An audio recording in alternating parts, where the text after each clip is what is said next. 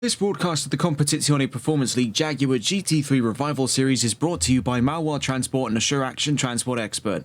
For oversized cargo and trucking logistics specialists of Quebec, visit www.malwar-transport.ca.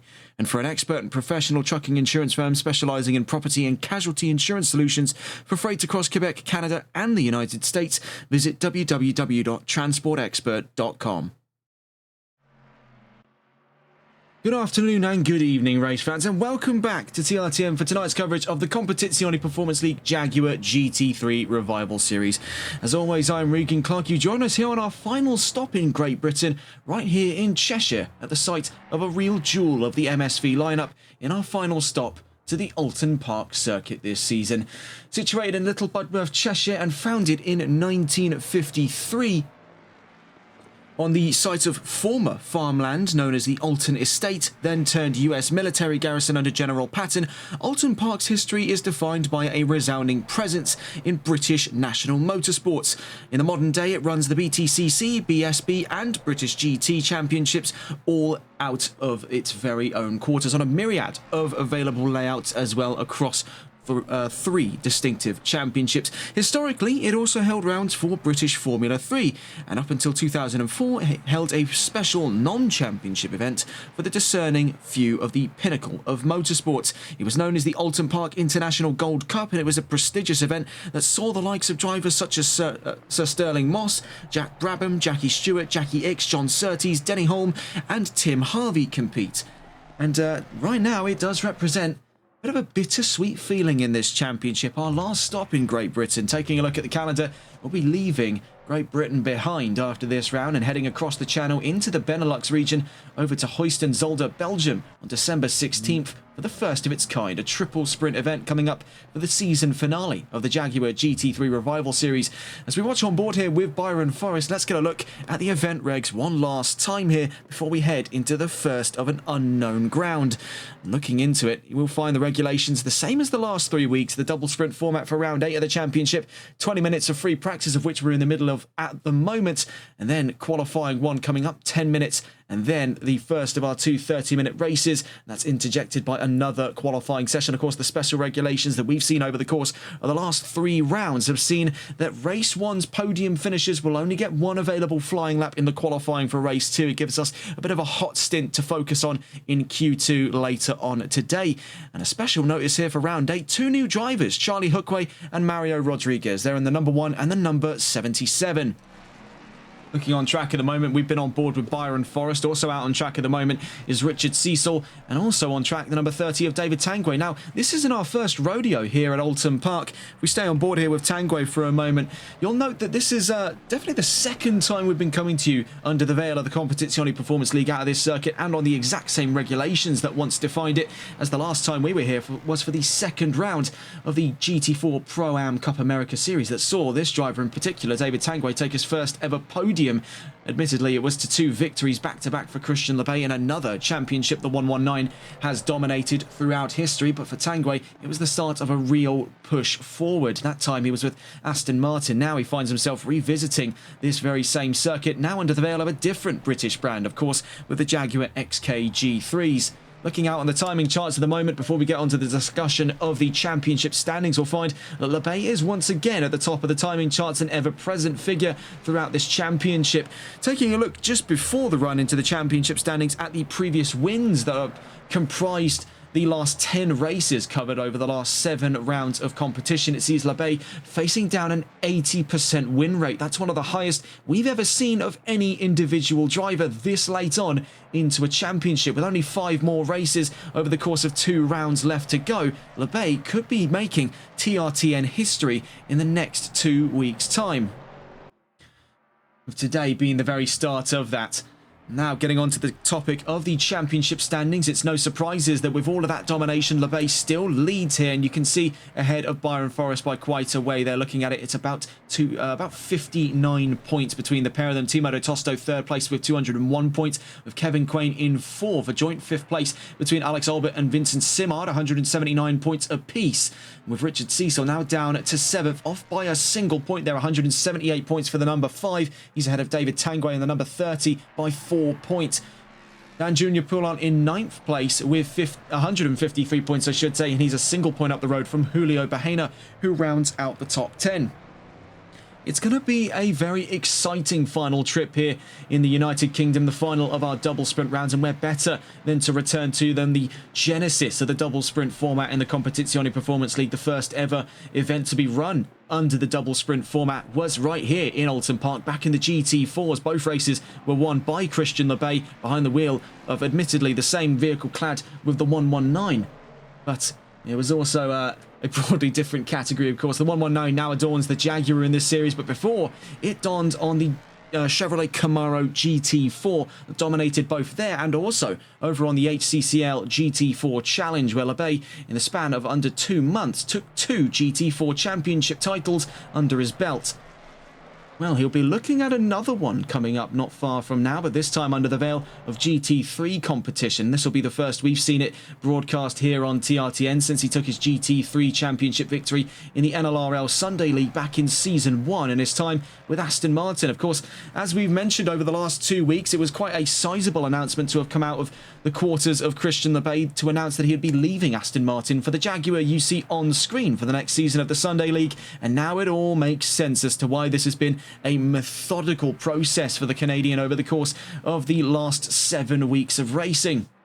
It's all been building up not only to another championship under his belt, which I highly doubt he'll be arguing with, more silverware the better for the 119. It's also going to be building up into the main push forward in his GT racing career to move forward away from his time with Aston Martin and over to greener pastures with Jaguar, which he's claimed has led to him having up to a second faster on the majority of his lap times. It's leaving a lot up to question heading into 2026. One thing is for certain, though, with standings like these, it's very hard to deny that Lebay is on his course for the next run of a championship. It'll be 2 championships then in the Competizione Performance League back-to-back for him on TRTN. Looking around the field, we did see there, as we just caught on board with one of the new drivers here. This is Charlie Hookway in the number 1, running the Emil Frey Racing livery, very similar to that we've seen off of the 120 of Vincent Simard. So these two will be very easy to mix up in a vacuum here at Oulton Park as we get on towards the end of free practice. You see the 120 though making his way up and around the run down towards, by looking at it here, this is down past Clay Hill and Water Tower. He's up towards Druids and on the run down towards Lodge Corner. So let's see if we can catch on board with a driver about to start another flying lap here. So I suppose more poignantly, it's going to be getting on board with either Hookway or Simard. So let's just see if we can catch on board here. Dan Junior Poulon runs into trouble out past Hislops. We cut on board with Vincent Simard. He'll be our unofficial tour guide here at the Oulton Park circuit. Starting things off then, that very sharp right-hander at the Old Hall corner brings us down the avenue towards Denton's. This slight kink to the right here just as we exit the pit lane exit and down towards this long sweeping left-hander here at Cascades. Now, very easy to run off this section as we've seen for a few drivers in these Jaguars in the run-up to today's event. 10 minutes left to go in free practice. Now on the run through Lakeside in towards the island bend at turn 4. We've seen this to be a real area of contention, first back in GT4 and today in the GT3 Jaguars. Down through turn 5 at the Shell Oils corner, in towards sector 2 we go. We stay on board here with Samard, now getting on board with him proper over the dash as we make our way through the first of 2 chicanes here. First at Britain's, turn 7, 8 and 9, then up Hilltop towards turn 10 and 11 at Hislops.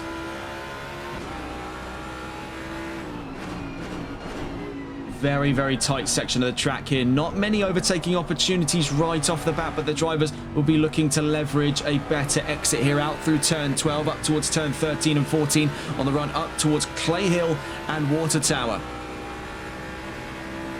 Up through turn 14, you can see it tightens up here for the run towards Druids at turn 15. Back in GT4, we saw this to be a real frying point for a lot of drivers here. It was a big battle towards the end of, I believe it was race 2 now, where there was a huge incident down in this area of the track in towards Druids Corner, actually out of Druids Corner I should say, in the time we were talking about that, out through Warwick Bridge, up through Lodge Corner, now to Dearly and to the line. 17 corners then of FIA Grade 2. Very, very tough to wrap one's head around in a vacuum here. Round turn 1, Vincent Simard goes again his last lap at 1:37.809. Sadly, though, with it being invalidated, it wasn't enough to mount for an improvement. He currently remains 13th. As we take a look back onto the timing charts, we'll be getting that discussion underway not far from now into the talks of the qualifying predictions for later on today. Right now, though, we take a look at the timing charts halfway through free practice, and it's still looking very reassuring here for Christian Lepage. This is not the kind of territory we would be expecting him to go down in front of, so this is really no surprise at all that he's multiple seconds up the road now. Looking further behind, though, Byron Forrest, having recently made his way to third. On that last lap wasn't an improvement for him, so he stays third place, but he's up the road by some way there to David Tanguay. And this is the discussion inside the top 5, because we've seen the most coveted positions on this grid in terms of how close things have been throughout every qualifying session in this championship. It's been around this mark here, 4, 5, 6 and 7. So that's currently occupied by David Tanguay, Richard Cecil, Dan Jr. Poulon, and the new driver on the block, number 77. We cut on board earlier with one of the new drivers, that being Charlie Hookway, but this is Mario Rodriguez in the number 77, the American driver in that bright canary yellow Jaguar, on his way down towards turn 1. He currently finds himself 7th place, and if you look at the timing charts there, he's only a few thousandths off of Dan Jr. Poulon, a factor, looking at it there, by about looking at it, that is 5 thousandths of a second. So remarkably tight for the start of his GT3 endeavours. Very late entry into the championship, I must say. Very rare that we get to see drivers make this late of an entry into a CPL championship. I mean, it's quite rare we see it in any championship for that matter. Taking a look around the field here, we see one of the drivers still in a close contention for that top 4 spot. He wants to be on those front rows for the start of this race. He knows how chaotic things can be towards the back here in Oulton Park. It's Richard Cecil in the number 5, one of the early birds of this practice session. He was out the doors very early before we went live. He got out the grid alongside Byron Forrest. Only makes his way down towards the line here. You can see the gap between himself and David Tanguay is a factor of 65 thousandths of a second, so still very, very close. That's 600ths and 5 thousandths if you want to split those up there. Number 5, still distant from the 30 after that last lap just gone. Bear in mind, the drivers will get 2 opportunities to make a mark here in qualifying. You see across the line a moment ago, David Tanguay 3rd fastest in this session. Now leapfrogs up past Byron Forrest. You can see puts himself even in closer range to that of Kevin Quain. The gap currently divided by less than 1/10 of a second between the two on the last of those front row positions. Now the 607 has been gunning for front running material, but so too is another driver according to the data we have, and that's Clinton Bourne. We'll talk on that in a little while's time when we get onto the first of our 2 qualifying sessions. Now, unlike the last double sprint round that we covered, which was the NLRL Sunday League's 6th round of Season 4. That was over at the Nürburgring. Our drivers will get 2 opportunities to qualify over the 1 provided on the Sunday League. So double the opportunities comes double the options for this race. Oh my goodness, there into the wall. A sizable off for that of the number 6 of Clinton Bourne. Get a look at this. This is on the washout past turn 1 on the run in towards turn 2 at Denton's. So let's just get a look here. Makes his way round Denton's and catches a bit of compression there. He was up over the curbs and then, of course, catches the grass. He's got onto the brakes. By that point, he's already a passenger. Looking in the field here, you can see Julio Bahena in the pit lane. Several drivers alongside him as we get into the final minutes of free practice. One driver making their way out, though, steadfast in the conviction to break in below that second barrier is Kevin Quain in the 607. Right now, he finds himself still up the road from David Tanguay, but by how much longer is that going to last? The number 30 down towards the line, but sadly didn't look to be to any improvement here. So reluctantly so for David Tanguay, who took his first ever podium here in Oulton Park. He finds himself just clawing at the back of it in terms of the timings towards the end of free practice today. Now, never say never on that prospect. Taking a look, we have about 4.5 minutes left to go before we get on to qualifying today. Of course, we'll bring this back up later, but just before we get to the end of free practice, I feel it very necessary to bring up the previous one-shot qualifiers. If we get on board with a driver here to take a look around the track, we're back on board with Vincent Simard, just up the road from David Tanguay, who we were just watching with a moment ago. We take a look here for Vincent Simard.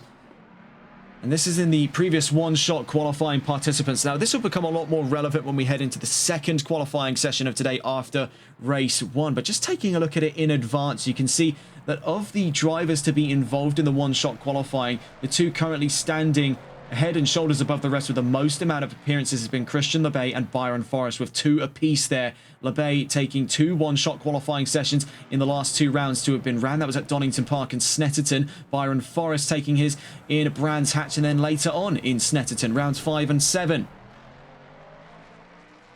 Also see other drivers to have been involved in there as well, and keep a close eye for Kevin Quain as well. This could be his second appearance in a one-shot qualifier because he is looking steadfast to be on the podium today here in Oulton Park. So if we are to believe the following, we could be seeing the predictions for that podium coming into today's session. Now, it's thick and fast, really, to make your real choices. I reckon we could definitely see another Tanguay podium. This is a track he implicitly understood back in his time with Aston Martin. Now on his move to Jaguar, he's in a much faster machine. He's on territory he understands. There is not really too much of a challenge that this one has found heading into today's round. This is much more comfortable territory to be treading on heading this far into the season, with only 5 races left to go over 2 rounds, with today being one of them. 2 races today, 3 the next week at the season finale over at the Circuit Zolder. This is going to be an exciting way to see the season out. Now, the chances for anyone to catch Christian LeBay are still there. The Canadian is still numerically within the title fight and is still within catching range, but it would take quite the odd set of circumstances to push that 119 off of the podium step. So taking a look here on with Christian LeBay, currently in the pit lane, he finds himself only up the road from Byron Forrest, looking back at those championship standings by only 50 points here. Actually, as I say that, yes, it is 59 points, as a matter of fact, between himself and Byron Forrest. Now, in order to have been completely wiped from any kind of competition heading into today's round, he would have needed 200 points. So it really does go a long way to demonstrate how tight the points distribution has been over the course of this season, to where a driver like LeBay can stare down the sights of an 80% win rate this far into a championship.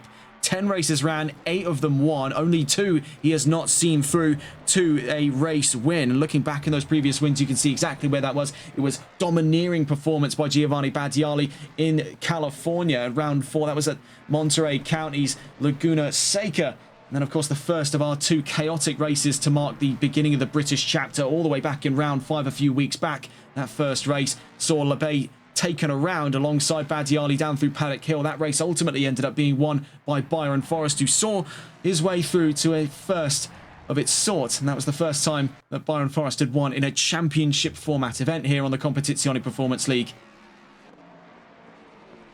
And with only about a minute left to go, we're on board with another one of the new drivers, of course. We saw over from the 77, and now we're back on board with the number 1 of Charlie Hookway. He makes his way down towards turn 4. He's currently 12th in the session. Last lap was his personal best of 1:37.402. In terms of where that scales up against Rodriguez, Rodriguez is still in a top 10 position. Last time we monitored it, he was down in 7th, and as I speak, he has now just dropped out of the top 10 after recent times there by whom I believe is not Timo de Tosto, but I believe, looking at it here in terms of their proximity, actually, yes, it would be Timo de Tosto, as he is closest to that start-finish line. So the 58 now into 9th place and positions himself up the road from Rodriguez by a factor of about 100, and looking at it here, 117 thousandths of a second, roughly, between himself and the 11th place, number 77.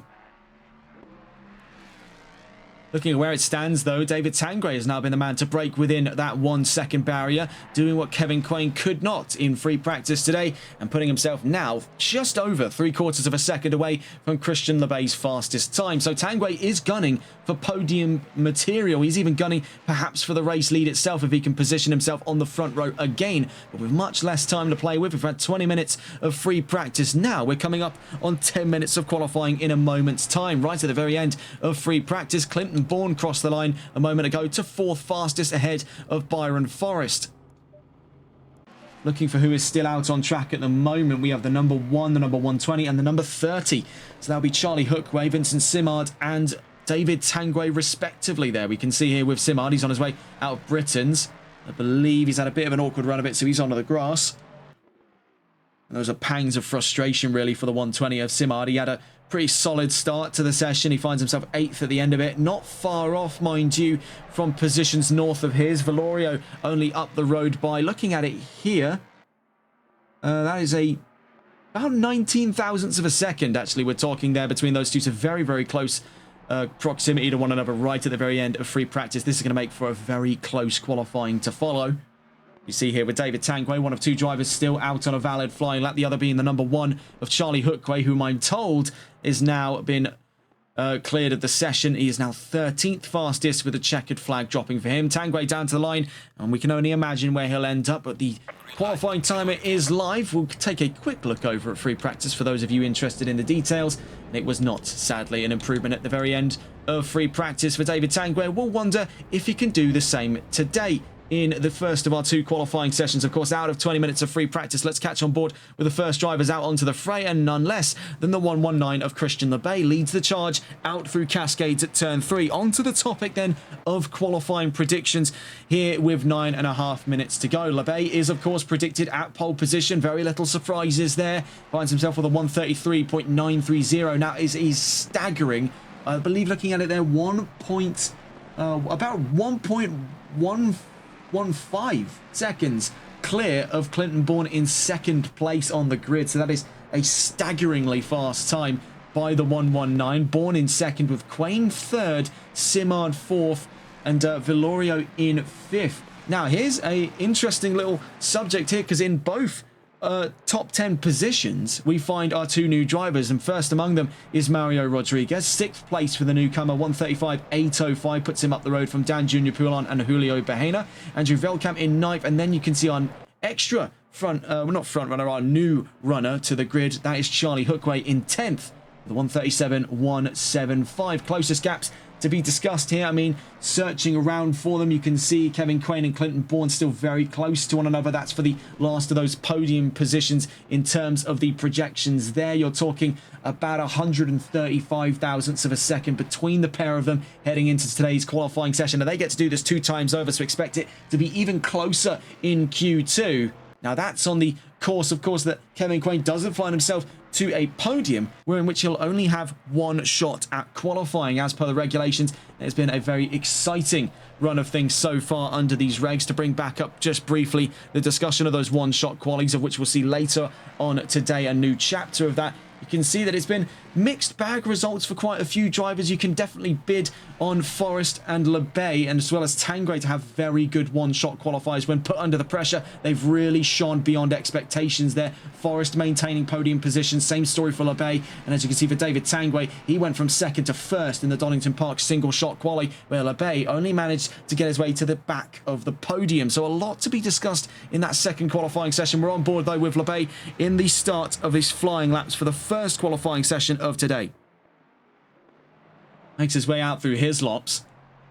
So far, so good for LeBay. It has been a very solid opening lap for the 119. He is really not looking to put anything up to speculation here. He is out for blood. He is out for dominance in this sport, and he is looking to wrap up this championship as soon as possible. But by the nature of that close point spread, he'll have to be seeing this one all the way out to Belgium next week. Down towards turn 16, then Lodge Corner, then Deer Leap. On his way to the line, we'll be seeing Christian LeBay onto the timing charts in a moment's time here. The 119 first onto the timing charts, then it's going to be quite a tough act to follow. A 134.647. Then comes the 607 to the line. Here comes Kevin Quain across the line to be the next time on the charts. Following on his trails, the 824. Quain, there you can see, 2nd fastest. Forrest, 3rd fastest. Then the 120, Vincent Simard in 4th fastest. David Tanguay is still awaited to the line there. He's pushed all the way down to 5th as more times continue to roll in. The 616 of Andrew Velkamp now 5th fastest, 4.2 seconds off the beat. But I want to note out here that close proximity to one another between Forrest and Simard. Hookway now across the line to 5th fastest ahead of Veldkamp. The number 5 across the line, that's Richard Cecil taking 5th place off of Charlie Hookway. And then from behind him, the 58 to the line. And Timo de Tosto on a bit of a fluke lap there finds his way to 7th place. He's behind Hookway, but ahead of Veldkamp.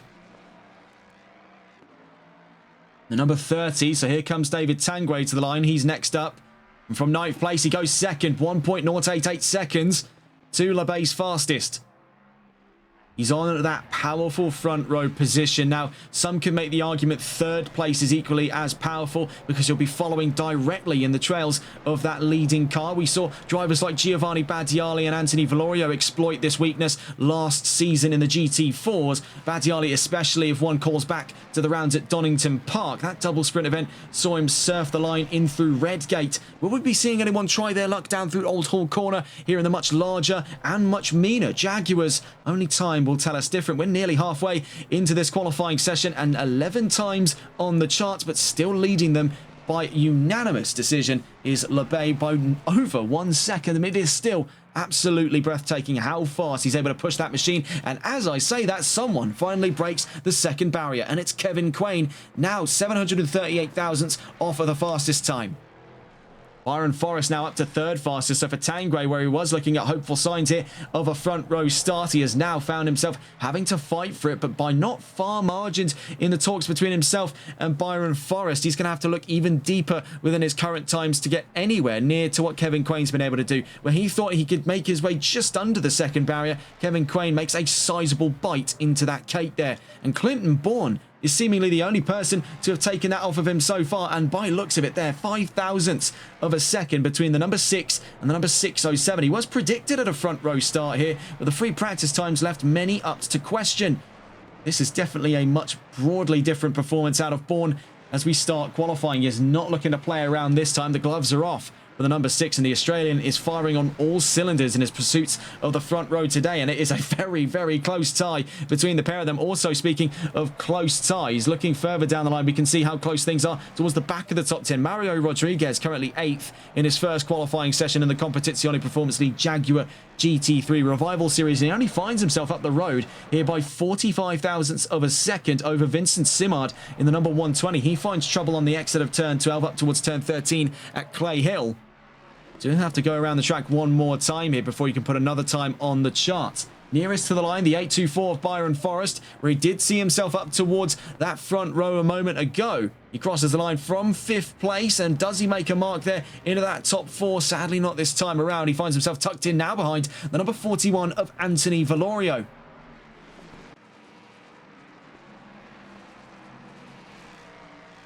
Nearest the line was the 616 and the 120. So Vincent Simard onto another flying lap, and the 616 of Andrew Veldkamp currently maintains 14th place. The number 5 and the number 6 are coming to line. Richard Cecil to the line, and then behind him there you can see is Clinton Bourne. Cecil to 10th, Bourne to the line, now within a second again after the bar was raised by LeBay to a 134.232. Bourne says no thank you, and he's now within a second of that fastest time. Coming to the line here, out of turn 17, from Deer Leap comes the number 30 of David Tanguay from 6th place, and it's second fastest. And by looking at it there, 43 thousandths of a second between himself and Clinton Bourne. This has been a very, very close qualifying for whoever takes the last of those front row positions. That's really seemingly been the case for a lot of drivers throughout the season. As I say that, Anthony Valorio on a showstopper there gets even closer to another milestone. That's the half-second mark off of the 119. It seems that a lot of drivers over the course of this season have been feeling like they've been playing second fiddle to the 119 in qualifying, but now we are starting to see a real push forward by quite a discerning few here. Valorio, Tanguay and Bourne among them. It has been a sensational qualifying session so far, and we get to do this all over again with even tighter rules. But by the looks of it here, Anthony Valorio is looking for a podium and could be on those podium one-shot qualifiers later on in this session. This has definitely come as quite a surprise here. Anthony Valorio, we weren't expecting to see him again after the end of the GT4s. He was quite a distant sign from the championship for quite some time. The number 41, now you can see, makes his time with Jaguar really count. And considering this is among the sort of first times, if memory does recall here, as we are looking through our notes and actually can't seem to find anything in regards to a placard for Anthony Valorio. So that would probably go a distance to discuss the fact that, as a matter of fact, the last placard we do have was back in his time with McLaren. So for Valorio, this is the first time he's raced with the Jaguars, and he's really not started floundering around here under the airtight pressure, he's been expected to perform to. He has really come out both arms swinging and is with it, nearly within, I should say, half a second of that fastest time right off the bat. So very impressive stuff from the American in the 41. In terms of his competition, though, Tanguay calls it quits on qualifying there. He's third place at the best of times, and Clinton Bourne is still out on track with 43 thousandths of a second to clear to Tanguay. He could still be making his way to the front of that second row. Bear in mind, not far off his trails is Byron Forrest. The distance between himself and Clinton Bourne, a meager 12 thousandths of a second. And as he heads down towards the line, Forrest might just have, I should say, enough time under his belt for one more flying lap as he crosses the line there. And it didn't appear to be to an improvement over Clinton Bourne, so he's reluctantly stuck at the back of the top 5 as he too calls it quits on quali.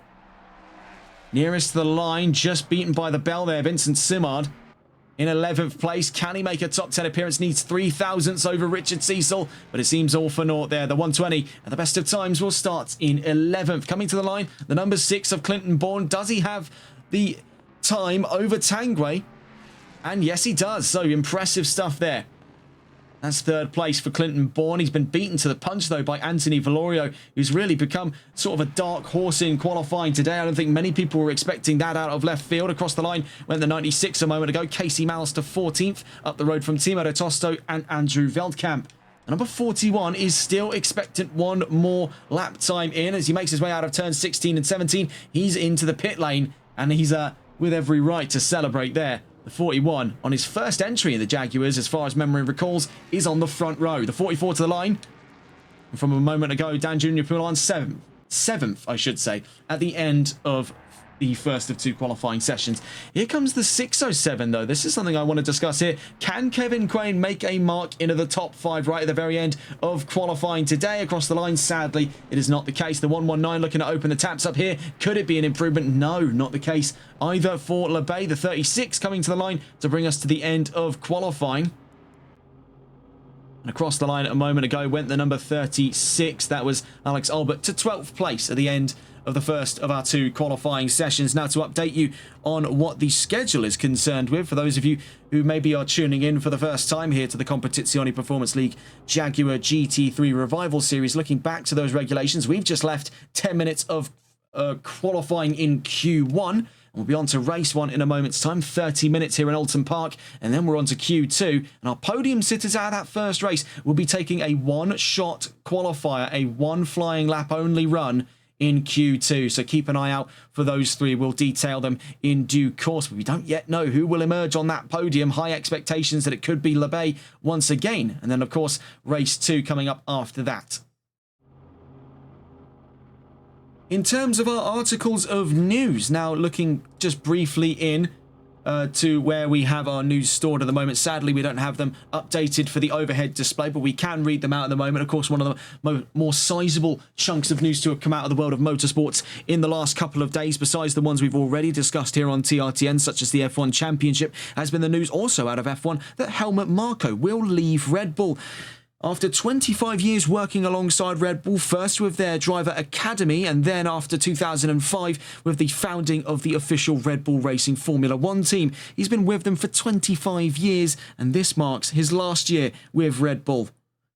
And then in the World Endurance Championship, we have news as well with the official reveal of the hypercar itinerary for 2026. The Proton competition, one of the privateer teams to be working alongside Porsche with their 963, has withdrawn their 2026 entry, bringing about the end of the era of the 963 in World Endurance. It was a short-lived campaign cut short due to budgeting concerns at Porsche, and with no more official manufacturer support, teams like Proton have been forced to withdraw their entry for the 2026 World Endurance Championship as Porsche redoubles their efforts in the IMSA Sports Car Championship.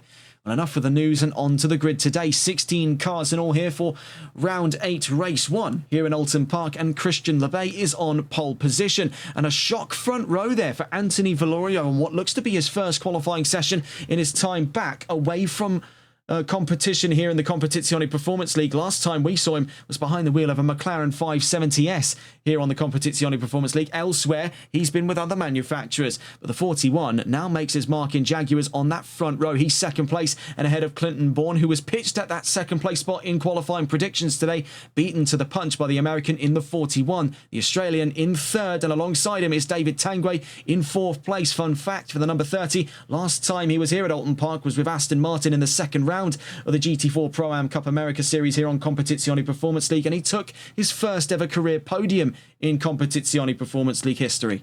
Byron Forrest in fifth place, and alongside him on the third row is Kevin Quain in the 607. Dan Junior Poulon in seventh, with Julio Bahena in eighth. On his first race here, Mario Rodriguez in ninth place and is alongside Richard Cecil on that fifth row to round out the top 10. Vincent Simard in 11th place with Alex Albert in 12th. On the seventh row then, Charlie Hookway on his first race as well lines up alongside Casey Miles in the 96. They're 13th and 14th, and then onto that eighth row.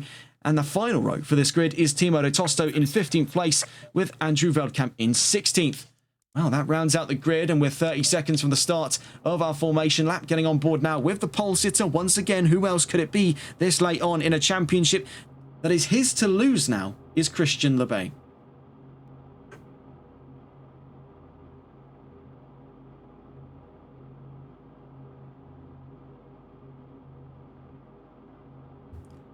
And then the time we'll get to watch here on the formation lap, we can start to outline some of those major attacking spots that we've seen over the years here in Oulton Park.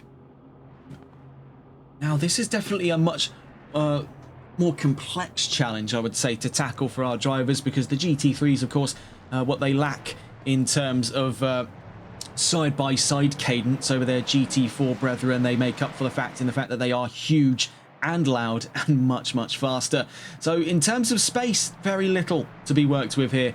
And on a track as claustrophobic as Oulton Park, it's a real love it or hate it situation. It's what drives a lot of people to and away from the MSV circuit's very old-fashioned sort of design ethic, and for the more modern sensibilities of a wider, more squat GT3, overtaking opportunities are a rough dime a dozen.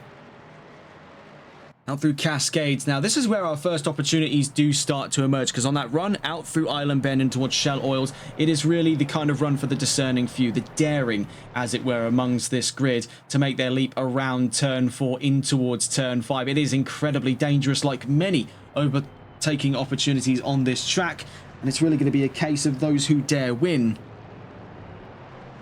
on today's circuit. So Lebay has actually found himself in a very comfy spot on that pole position. Of course, it can't be argued even more that the best spot in-house is going to be pole, but today could definitely not be a better case for Lebay, because he'll be avoiding a lot of the trouble that drivers will be going through trying to squeeze themselves two abreast through the majority of these corners. No overtaking opportunities here in through Britain's, but it will be the run out of Britain's that gives us our next available opportunities on the short run on the hilltop straight here up towards turn 10 and 11 at Hislop's chicane.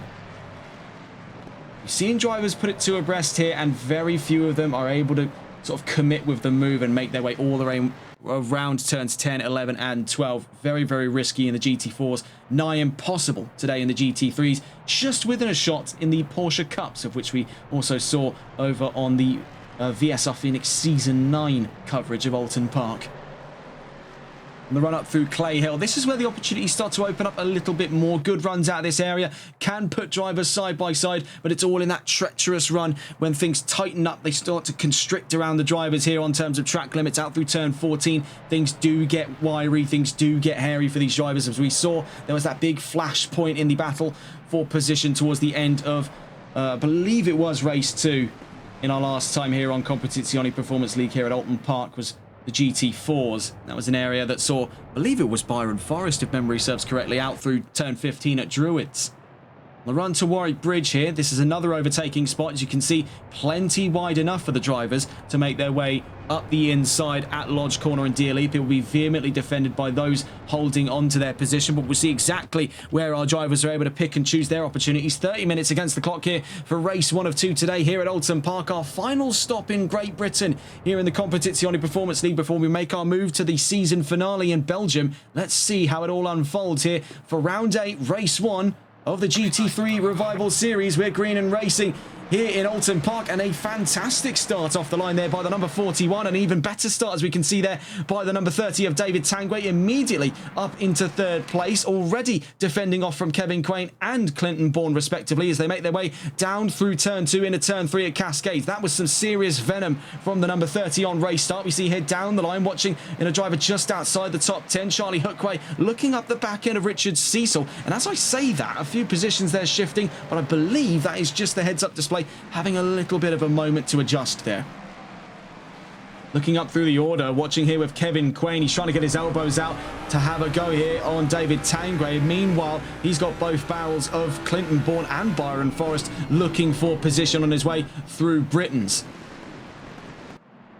Now, as mentioned, a good run out of here can cement a move up towards Hislops.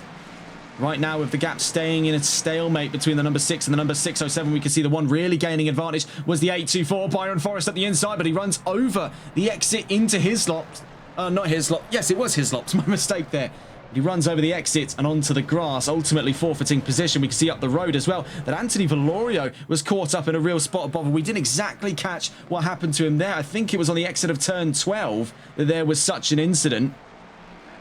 And I think we might be able to spot him in the background there. I think we can start to piece together what's happened for him. With the dust on the left-hand side would indicate that Valorio had gone over the grass on the left-hand side on the exit of turn 12 at Knickerbrook Corner and then turned in because of the car over rotating out of turn 12. I mean, it's a little bit of a loose and fast interpretation of what has gone on. What it has given is Kevin Quain third place, and it's given David Tangway a shot at the lead here as he's only finding himself about a second here clear of Christian LeBay. Further down the line, we can start to see some fighting going on. Timo de Tosto and Andrew Veldkamp looking to surf through the pack with Casey Miles and Vincent Simard in 11th and 10th. Meanwhile, up the order, Dan Junior Poulon and Julio Bahena look to get into arms again, this time in the top 5. This is all in contention of 4th place on their way down towards Shell Oils and the Island Bend. You can see behind them there is Byron Forrest. He had to cut over the exit at Hislops. He wasn't the only driver to find trouble there on the run into Sector 3 on the opening lap. The 41 now down at the back in 16th place. It has been a disastrous start here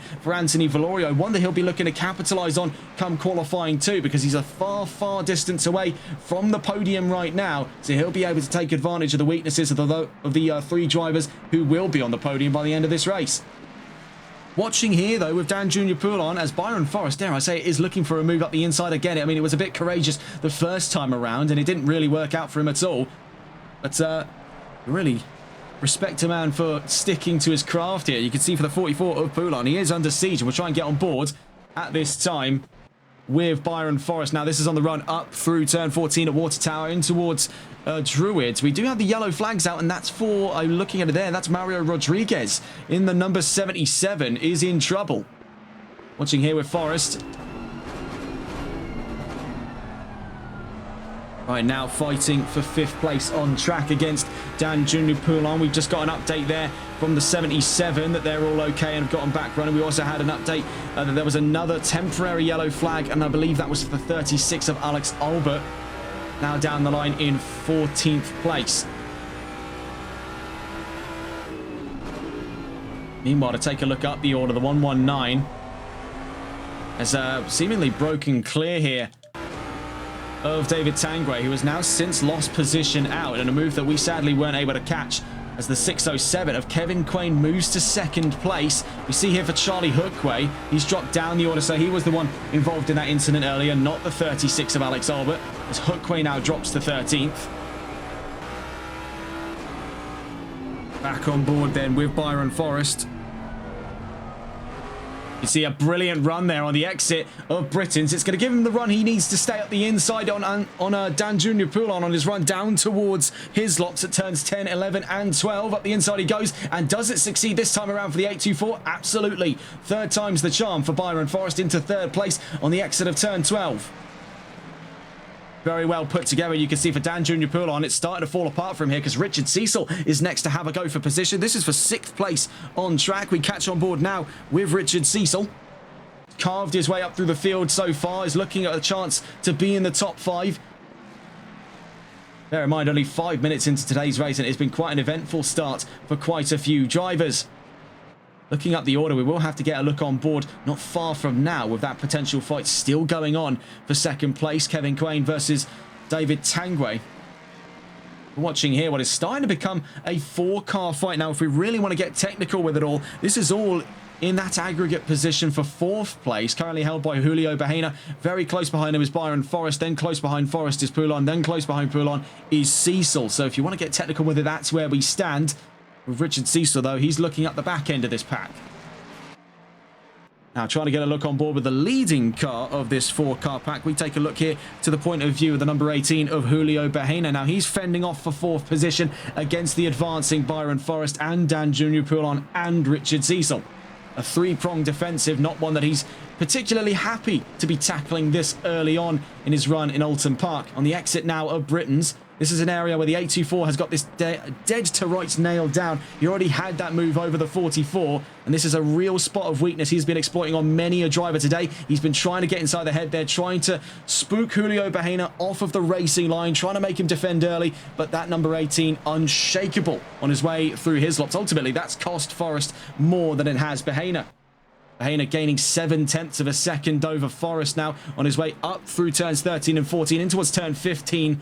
That area of the track really does come at you thick and fast. They're very difficult to make sense of it in a blur. You see, though, for Bahena, he's just keeping himself calm, measured, and consistent. He's waiting for that fight up front between Tanguay and Quain. That fracture point in their sparring match for second place can lead to a podium position up for grabs for the number 18. He's been playing things very tactically, very, very early on. We see here down the line, Valorio v. Hookway. Running out wide, Charlie Hookway accidentally gives the position over to Anthony Valorio, who's now back on the revenge drive, but it's not entirely over yet. You can see here the number 1 trying to hold around the outside over the 41, runs onto his brakes a little too late there. A bit of grass into the Old Hall corner and into the tyre wall there for the number 1. That was a very, very bizarre crash to watch. It happened in slow motion, so here it is actually in slow motion down towards turn 1. The number 1 gets back going. He's just tucked in front of Alex Albert. And in the meantime, there's been a big bit of trouble here for Julio Bahena. In the time we were watching with Charlie Hookway, we can now see that Julio Bahena has dropped down to 7th place. And by looks of it there, trying to get a look over the nose of his car, a little bit difficult to see with that fluorescent greenish yellow paint job. I think, yes, there is damage on the number 18. From behind him there, Vincent Simard is forced onto the grass. He's forced to take the runoff in towards his lops. So what on earth went on there in the fight for 4th place? I don't think Byron Forrest will be arguing too much by where he stands at this time. He's now been shifted up to 4th place. It's an easy free position, and meanwhile the battle for second continues to rage on in cold silence. More trouble though, this time for Hookway. Very nearly catches on with his fellow rookie there, the number 77 of Rodriguez. Now out through turn 12, Rodriguez up to 14th. Hookway fighting, so the battle of the newcomers on today's grid up towards turn 13 at Clay Hill. Muscled out to the right-hand side on the way through Clay Hill. Now defending the inside, the 77. You've got to hand it to him there. He's playing with his elbows out. He is not looking to make friends here. He is looking to make positions, and make positions he shall. He's up to 14th. Now up the road from Hookway, and also Alex Albert, who was caught up in the incident with the number 1. That was down at his lops. Looking back into this fight, because we're starting to see every time we pitch in with these three, it is getting closer and closer and closer. We're now on board with the man in the middle, Dan Junior Poulon, defending from Cecil, but still looking to try and lodge his own attack for 4th place up on Byron Forrest. In the background, though, the 120 is in trouble. We do see yellow flags are out. It's for the 120 of Vincent Simard, I believe there it was, trying to get on board to see what's gone on with him. We are a little bit lost for words here because the equipment has not been super reliable for us today. Now we're on board with the 120, who has now dropped down to 10th place. Now there was an incident for him on the run out through turn 3 at Cascades, down towards Lakeside and Island Bend. He now already gets back in the saddle and is back up in the fighting spirit. Already one move under his belt there over Casey Miles, I should say, up into 9th. A little bit of a frazzled performance all round from both us and the drivers by the looks of it. As we see there, a little bit of a hair raiser for the 41, Anthony Valorio. Almost caught out a second time on the exit of turn 12. Manages to recover himself, loses a bit of time over Andrew Veldkamp, but not that it matters. The 616 ran all the way wide out through Druids. So, good things come to those who wait, and wait the 41 shall.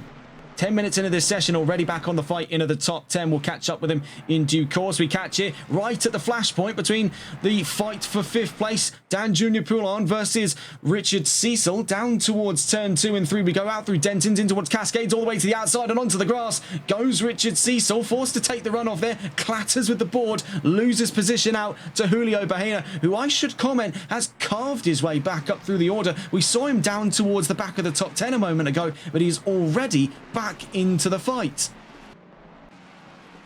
The 824 still holds on the position for now, and he's definitely been given a lot more breathing space in the meantime. The 824 of Byron Forrest now holds on to a comfortable and cushy 4th place up the road from Dan Jr. Poulon, who now makes the top 5. Looking here for nearby fights, of course, the elephant in the room ought to be addressed, and it's one that we've been keeping an eye away from whilst we've had a look around the rest of the field, and that's the ongoing fight for 2nd place. These two in a world of their own. They're in a distant light from the race lead, 7.2 seconds from the leading 119 of Christian LeBay, but at the same time, they're 9 seconds up the road from Byron Forrest in 4th, and that's the fight for 2nd between Kevin Quain on your screens at the moment in the 607, and he's going at the moment tit for tat, pound for pound, blow for blow here for position up against David Tanguay. Looking at where we stand then after 10 minutes of racing, LeBay leads with Quain 2nd, Tanguay 3rd, Forrest now up to 4th, Poulon 5th, Bahena 6th, Cecil 7th, Bourne 8th, Simard 9th, and Mal's into the top 10. Valorio, I must comment as well there, is not too far behind at all. Next in the iron sights of the number 41, the man who started from the front row today, had his early doors incident on the exit of turn 12 on his run up towards Clay Hill. Is now back on the mission here. He's into that top 10. He's right where he needs to be, and these are all extra positions up for grabs. First among them is that number 96. Back on board, though, for the time being, just with what's going on there in the fight for 2nd place. Then back on board with Valorio. Looking further down then, as we now see outside of the top 10, Timo de Tosto in 11th, Richard Cecil down to 12th place. Andrew Velkamp in 13th, Mario Rodriguez 14th, Alex Albert in 15th, and Charlie Hookway in 16th.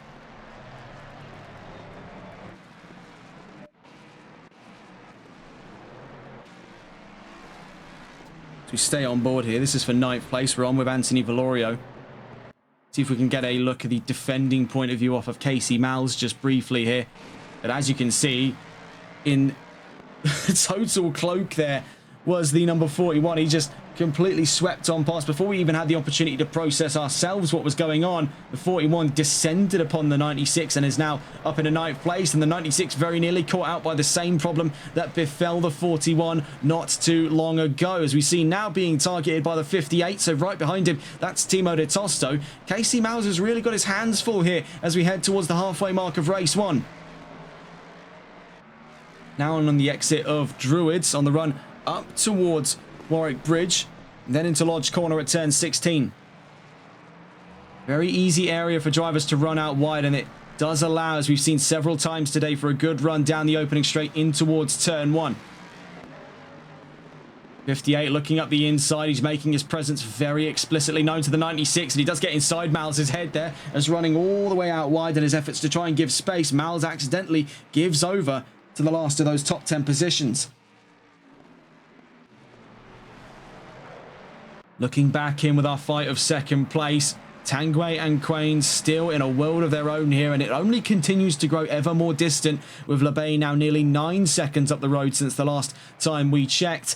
Now they're well over 11 seconds of the road up from the nearest car, being Byron Forrest in 4th place.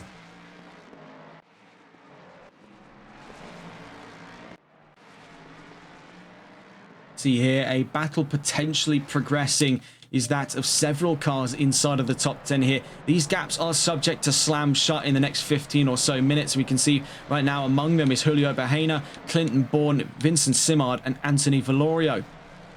Valorio's gap is admittedly a little bit longer than the rest of them, and that is going to be a bit more of a task for the 41 to clear, but as we've seen, he's already got the pace for it. Now it's just a case that he needs the right kind of situation to put himself back up into that fight for what could be in the long game here is that fight for 6th place. We see a bit of an awkward run by both on the exit of turn 16. That's to prepare themselves to rocket uphill through turn 17, over the crest, in towards turn 1 we go. That's for Julio Bahena and Clinton Bourne. These two have been all around the grid, really. It's been a bit of a world tour here in Oulton Park for these two. Now they currently find themselves sparring for 6th place. They make their way out past Dentons in towards Cascades. A little bit of dust up in front of them there. Could that have been trouble for the 44? Doesn't look like it on the mini-maps. You still see here Bahena v Bourne. This could be one to watch, so we're going to get a look on board with either of these two before their fight comes to a head. We're on board now with the attacking of two, Clinton Bourne.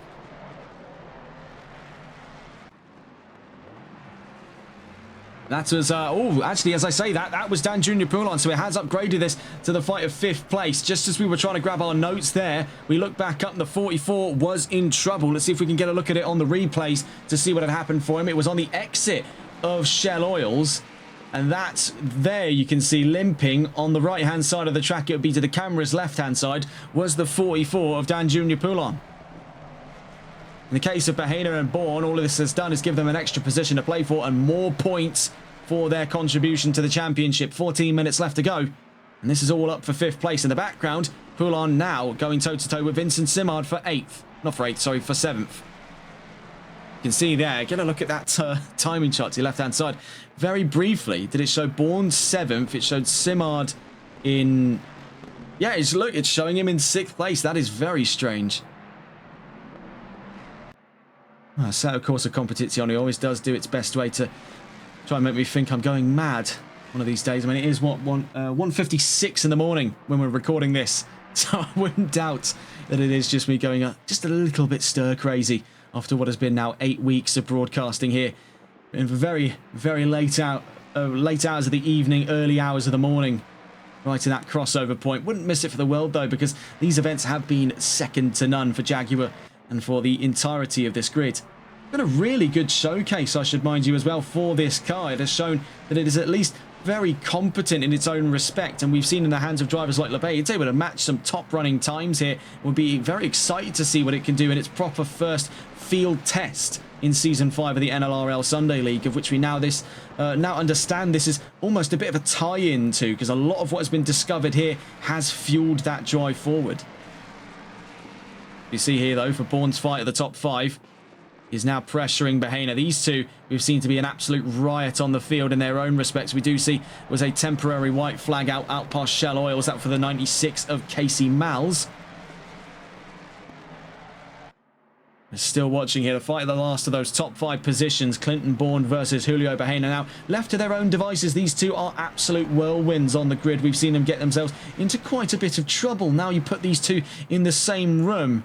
This is going to be for a very exciting fight here for 5th place. We are just being advised as well of a temporary yellow flag, and that was for the number 1 of Charlie Hookway out through, actually into Shell Oils, down at turn 5. A lot of drivers there running into trouble on the exit of the island bend and on the exit of turn 5 thereafter at the Shell Oils corner. Watch here, though, on the run downhill through Dentons. This is with Clinton Bourne caught up in the aero wash of Julio Bahena. Number 6 versus the number 18.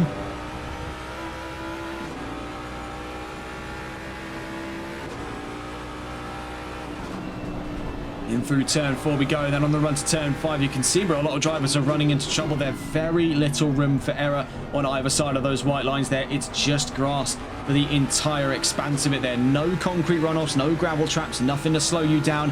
Everything to propel you head first into a tyre wall. In through Britain's a very bizarre line there for the number 18, trying to play area denial, and it is working to within some extent, but all it's really doing for them is pushing them further back. More on that in a moment. Yellow flags out as we just see here side-by-side action between Bourne and Bahena, the two forced to run in very broadly different lines. Bahena having been forced to cut his lops in its entirety, as we do catch on board here, and we want to try and get a look with the 44. It was Dan Jr. Poulon, and there you can see it with nose cone damage. There was an incident for him down at Britain's, and as we can see now out of the exit of the second of 2 chicanes, what exactly has been the toll of it? Significant nose cone damage there, back in the green flags with just under 11 minutes left to go in this race. It has been a broadly different story from where things started off here for the 44. Bear in mind, there's all time for redemption in this, with 10 minutes of qualifying coming up later on after this session, and then that's the prelude for race 2 before we conclude our time here in Great Britain and what has been a very exciting second chapter of 3 here in the Jaguar GT3 Revival Series. Looking here with a fight of second place, just monitoring these two. Moreover, at this point, they found themselves in almost equal stead of one another. Since that move up to second place, Kevin Quain has made a very solid job of keeping that second spot. He has not let Tanguay get to his head here. He's not let him get one leg over on him at any one point. No matter what has stood in either of their way, these two drivers have been working in almost perfect tandem. I mean, it is a very rare sight to see two drivers in terms of driver-to-driver matchup be put so equally in terms of available skill. I mean, these two, they're almost two sides of the same coin here. It's like looking in a mirror in terms of what these two can do on track. At least here at Oulton Park, it's one of those very, very rare occasions we get to see that of any two drivers, to see them work so perfectly in tandem with one another.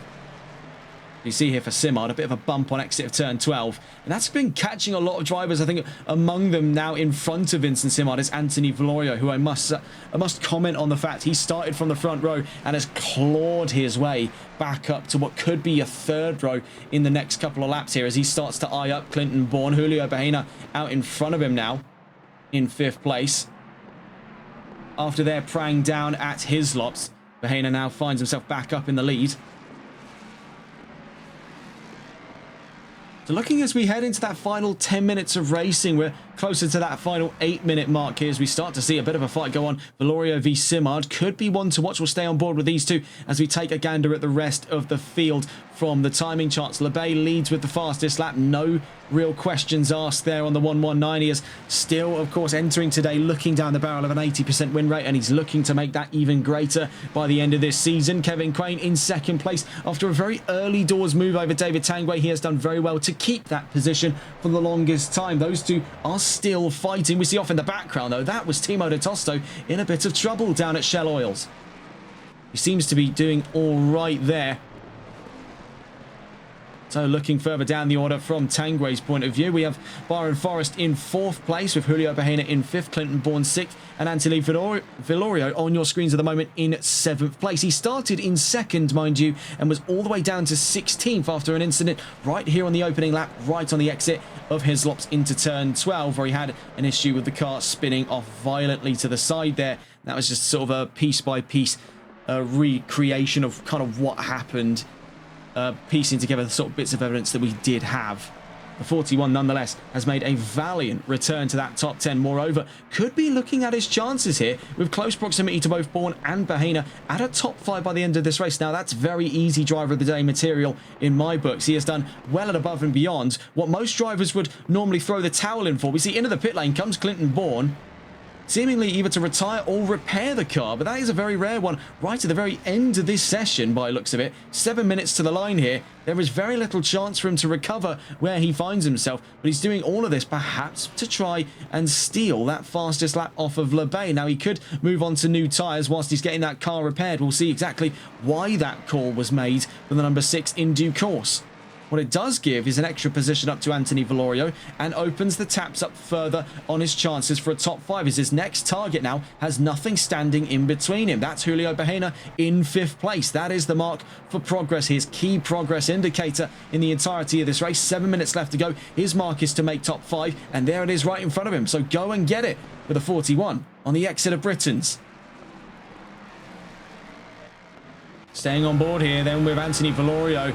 Now this is going to be an exciting matchup. Very rarely do I think that it can hang very finely in the balance between two drivers, but we've seen Valorio, when pushed to it, is a very serious attacker. Bahena, when pushed to it, is a very serious defender. This is another such case of the unstoppable force meets the immovable object. For these two, it could produce a very explosive fight on a track as narrow and as unforgiving as Oulton Park. I'll have to catch up with them in a moment's time. We do take a look here at what was very nearly the flashpoint in the fight for second place. Back on board with David Tanguay's point of view of things, now fighting for second place, looking to return to that front row of which he had off of Anthony Valorio early doors in this race. He had a very strong start, had that position off of him from the 607 of Kevin Quain, is finally looking to get the leg back up on the number 607. He is very, very close to doing so, mind you, because just as we caught him down through Cascades, that's the closest these two have been since that move first went underway. Taking a look then up through Britain's down towards Hislops. Down the hilltop straight we go.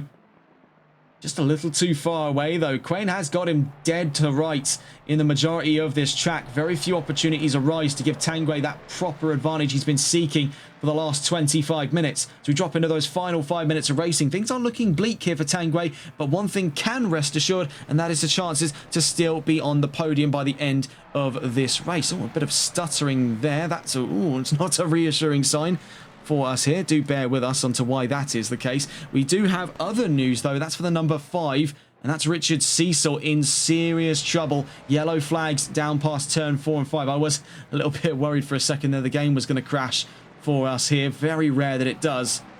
You see getting back running the number 5 now down in 11th position behind Mario Rodriguez. The number 77. See here for Byron Forrest. He's off by his lonesome, struggling from success in the 824 as he finds himself in a very comfy top 5 spot just outside of that punishing bracket, which will constitute a one-shot qualifier. Byron Forrest has one of the best chances here right now to take pole position in the next coming qualifying. 4 minutes 59 left to go. More on that in due course. There is a strategic element to be played for in some of these sessions, knowing that he just can't match the pace of that top 3. He can outgun them in the second running of things here in Oulton Park. We take a look on board with Julio Bajena's point of view. Is he still defending off for the last of those top 5 spots off of Anthony Valorio? It is a very serious milestone for the 41 in terms of his progress in today's round. He is on a returning drive. He is on a sort of almost a revenge drive, as it were. Very early on in his first appearance in the Jaguar GT3 Revival Series, it was an upset start and one that he is looking to make amends from. It's damage mitigation here to give himself the best running chance for what could be another championship on the rise. Now, the next championship we're scheduled to cover on the Competizione Performance League, as far as our knowledge extends, is the second season of the the GT4 Pro-Am Cup America Series. That's set to kick off in January 2026 at the same time as these broadcasts. It's been a bizarre little chapter, but one I would say has been very closely measured by its niche success. The Jaguar GT3 Revival Series stands head and shoulders as a unique example of a successful single-make cup series on ACC. It's a very tough thing to make a niche out of, to make a sizable audience attend for. As we've seen, it is a bit of a hit and miss with quite a few people cup series on ACC, but the Jaguars have hit a mark so bizarre, so intriguing for most, that they couldn't shy away from competing in it. And as we've seen here, it's attracted drivers that we recognise from multiple different facets of online sim racing to compete under the veil here. And as we've been talking about it, Julio Bajena forfeits 5th place. This has now dropped in for him for the fight of 6th. Overall, he's still fighting for the position he's just lost out, as Vincent Simard and Timo de Tosto look to do a double trouble attack on him here. The 120 and the 58 sizing up the 18 for a move to 6th. You see, after being given the room here, the 41 breaks away from the 18 very, very quickly. Anthony Valorio was just waiting for the opportunity, less so than the chance. As we see here for the 18, heading down towards Britain's, with the 120 and the 58 in close following. We're heading on to that final lap, courtesy of the 119 across the line a moment ago. Christian Lebay not far from the checkered flag here in race 1 of 2 of round 8. You see here for the number 18, Julio Bajena has been fighting across all quarters of the grid right now, and for the final lap coming, looks to be fighting for 6th place on this field. We'll catch on board with him in a moment's time. We'll take a look behind him to see what's going on for the localised fight of 7th. Now, both of these drivers are still gunning for 6th place up the road off of Julio Bajena, but as we see here for Timo de Tosto, he's had troubles in keeping wind of the fight for 7th alongside Vincent Simard. We cut briefly back on board here with Bajena as Simard looks to try his way up the inside in towards turn 16. Can't find any room of it. Now as they exit turn 17, we take a look around the field to try and catch on board with Vincent Simard, the man in the middle. But the number 6, we've been told, has brought the yellow flags out again, and that is for Clinton Bourne. We see a great run, though, around the outside on the exit of turn 1. He's forced Bajena into a very tough spot here, and that was contact between the pair on the exit of turn 2 into turn 3. The 120 looking to give that back over the 18 there side by side on the run up through Lakeside. Green flags are back out here as we make our way onto the final runnings of things here in Oulton Park. We're not actually far from seeing Christian LeBay to the checkered flag, but we've been watching with our eyes peeled on this fight here as we quickly check in to see that with Christian LeBay on his way to the line.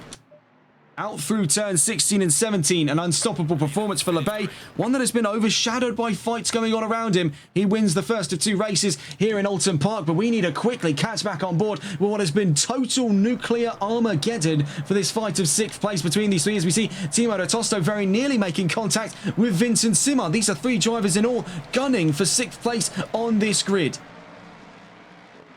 Watching here with Baheda, it's going to be down to the wire in terms of the fight between himself and Vincent Simard. We've seen the 120 gain ample ground in the last couple of laps, and now he is claustrophobically close to the back end of that 18 on the exit of Druids on the run down towards turn 16 and 17. It's going to be all the way down to the line in the fight for 6th place. Vincent Simard, you can see, tucks out to the left to take a more aggressive line through turn 16 on the run up through turn 17. Bahena has done enough for 6th place on the field. He's defended long enough and is rewarded with a top 10 position, and a solid one at that, all things considered. A great defense for 6th place for Julio Bahena. Further up the road, it's redemption for Anthony Valorio, who makes his way to the top 5.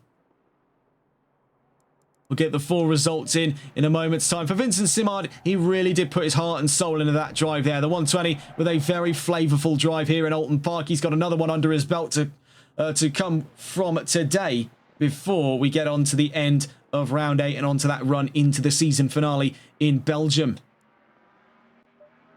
For our 2 newcomers, it's been a drive perhaps to forget today out of Charlie Hookway. He finishes in 16th place, 2 laps down on a reluctant result at the end of today, but Mario Rodriguez finds some reconcile in being in the top 10 positions on his first ever race here in the Jaguar GT3 Revival Series. And that is often the case here, that this grid is rather brutal for newcomers, and as we've seen here, a mixture of performances from the 77 and the number 1.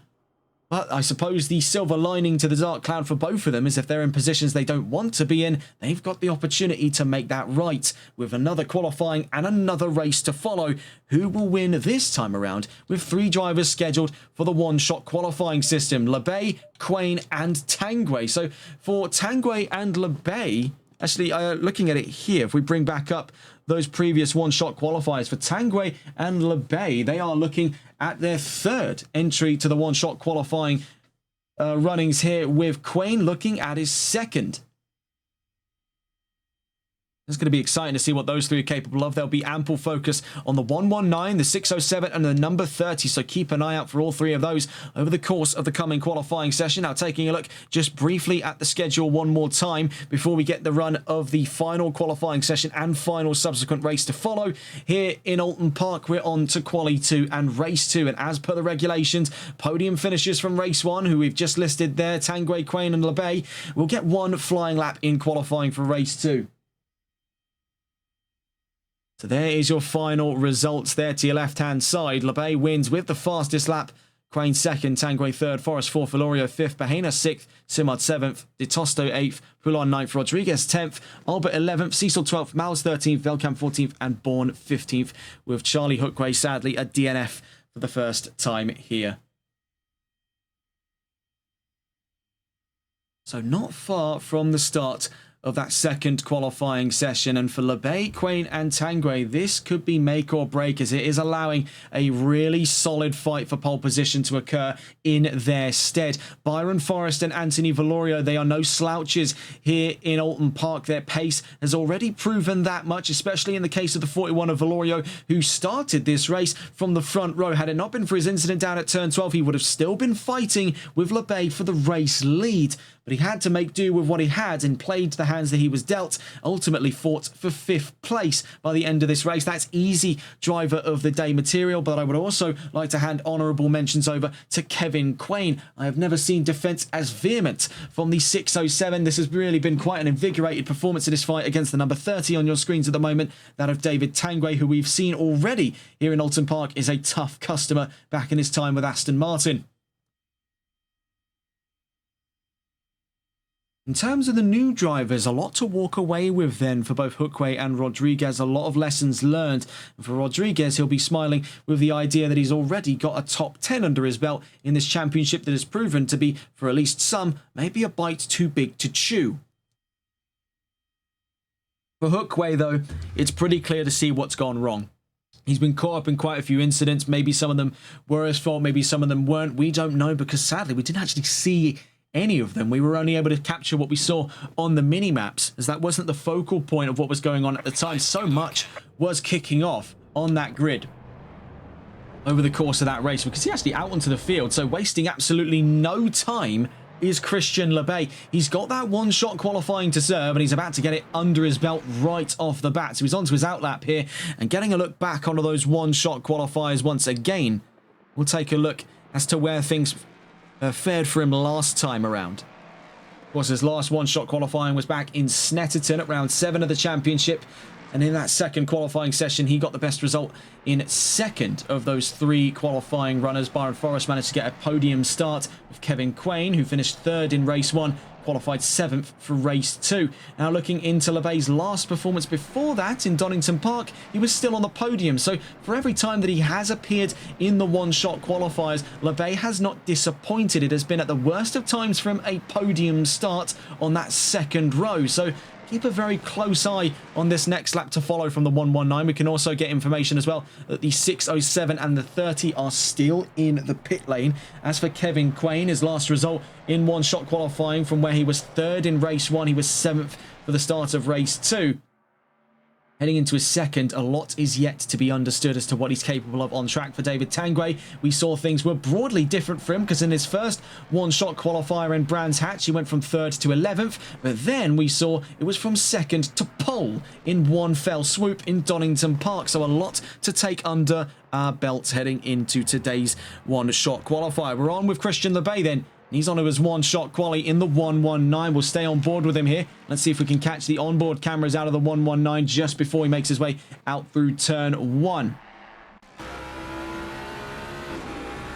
Oh, that's a sizable stutter there. I'm not particularly sure what's gone on, folks.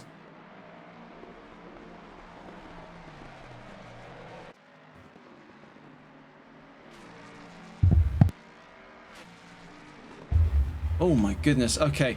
Apologies, folks. I've just had a bit of a micro panic attack there.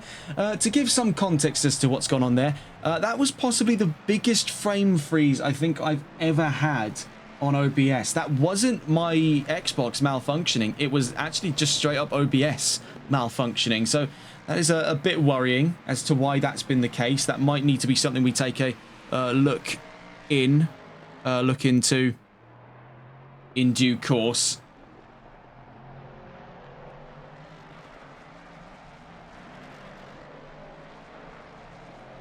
In fact, we will leave you on board here with Christian Lebay whilst we just quickly investigate a few things.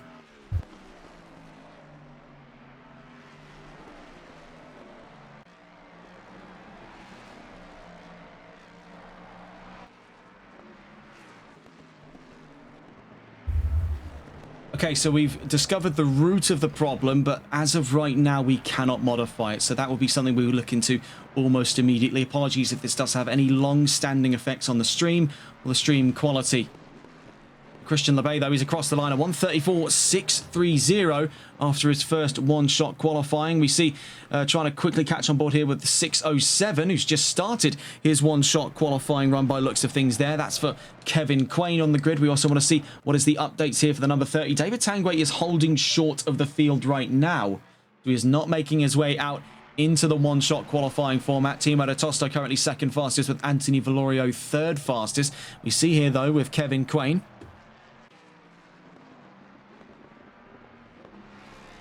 currently down towards Britain's.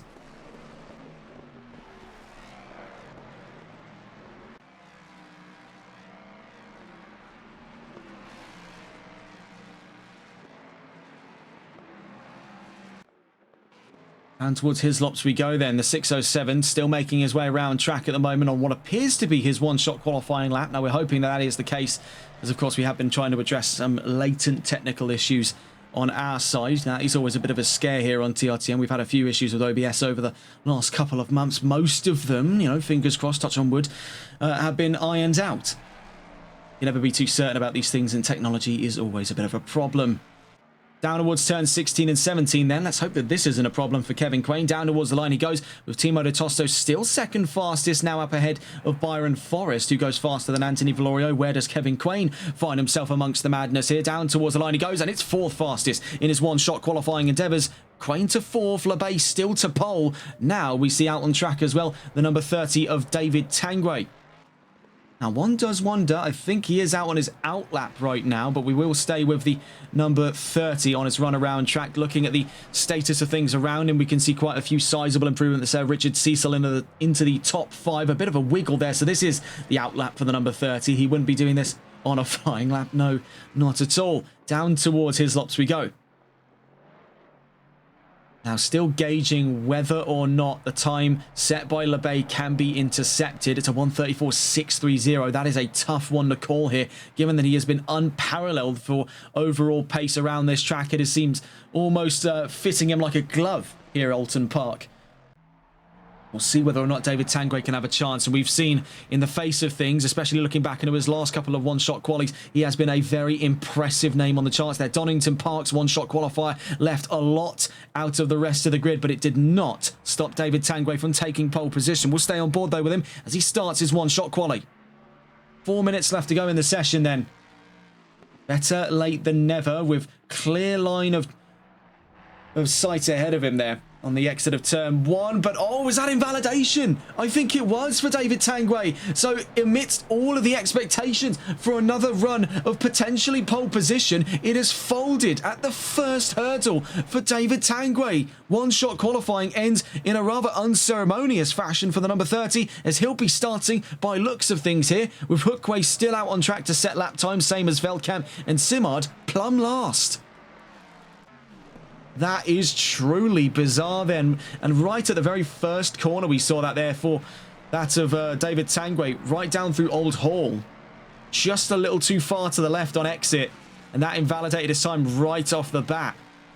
Looking at things further around the field, though, we see Vincent Simard is across the line onto another flying lap. Sadly, was invalidated on his last. Timo de Tosto looking at a front row start here. And only 635 thousandths of a second from pole position.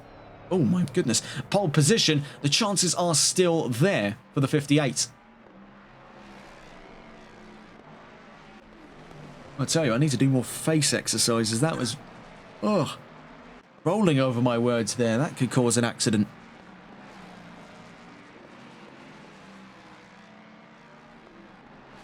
So up through Hilltop into Hislops now. Bit of a slide there for the 58. I don't think that was intentional at all. De Tosto has been running the ragged edge off of his 58. Out through turn 12 into Clay Hill and turn 13 up to turn 14.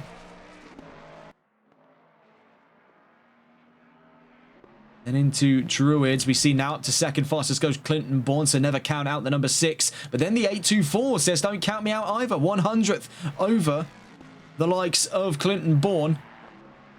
Very, very close there. 2 minutes left to go. They've still got one more run of the land here, perhaps even 2 more before the end of qualifying here in Oulton. Number 58 across the line a moment ago.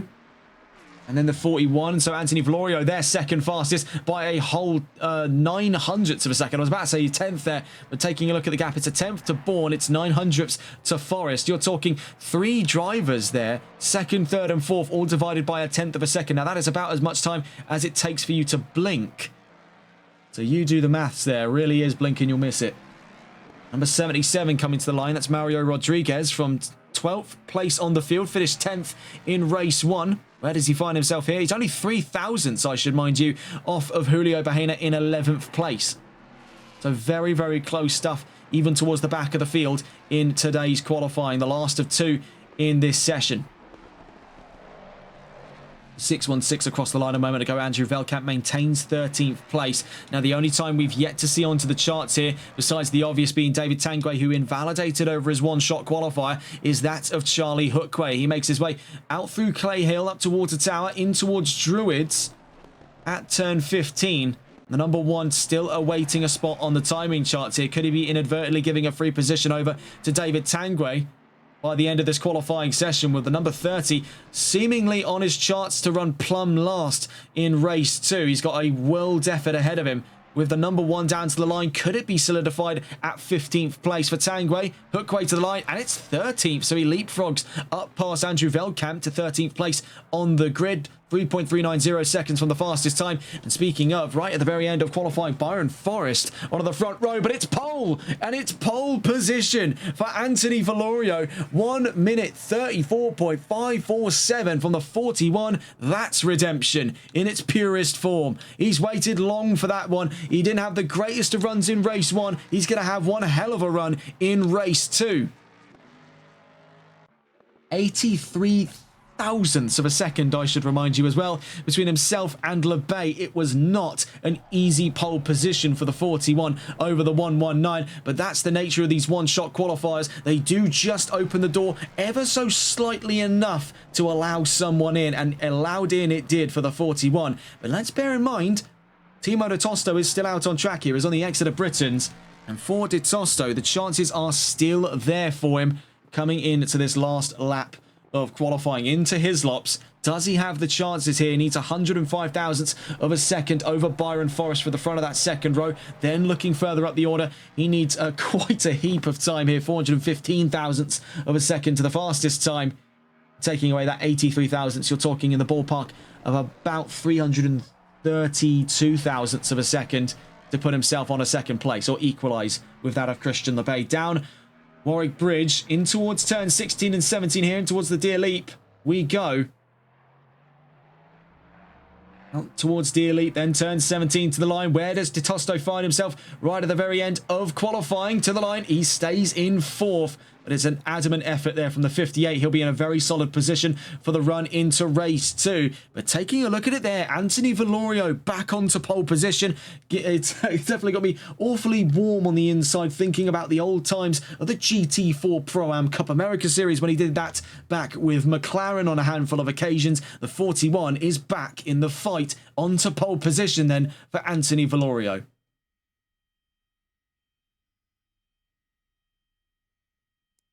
Taking a look around that grid as well, it's going to be a very, very tight start to this race. Having a look at it there, Christian LeBay, his primary objective here is break loose of that 41 ASAP. He wants to get that cemented as soon as possible, as early as he possibly can, perhaps even through turn 1. It could be a dicey start to this race with LeBay starting from the outside. It can work to his benefit, because if he can find a gap, even a smidge there between the first and third place cars, Valorio and Byron Forrest starting from third place there, he could potentially look at a full run of the racing line in towards Old Hall if he has not defended every step of the way by the 41. So starting off on this final grid of today, we're down from what I believe was 16 cars in race 1 is now down to only 15 for race 2. But leading the pack is Anthony Valorio, finally back up to pole position for the first time since the end of the GT4 Pro-Am Cup America Series. Christian LeBay finds himself second place then, a bizarre position for the number 119, but manageable enough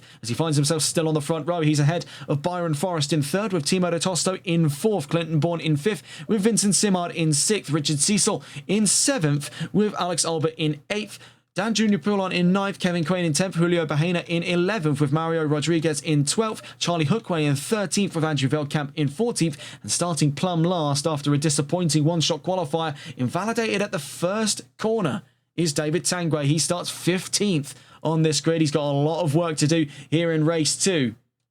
Right now, it's the story of that top 4. Getting a look there, Valorio, LeBay, Forrest, and De Tosto.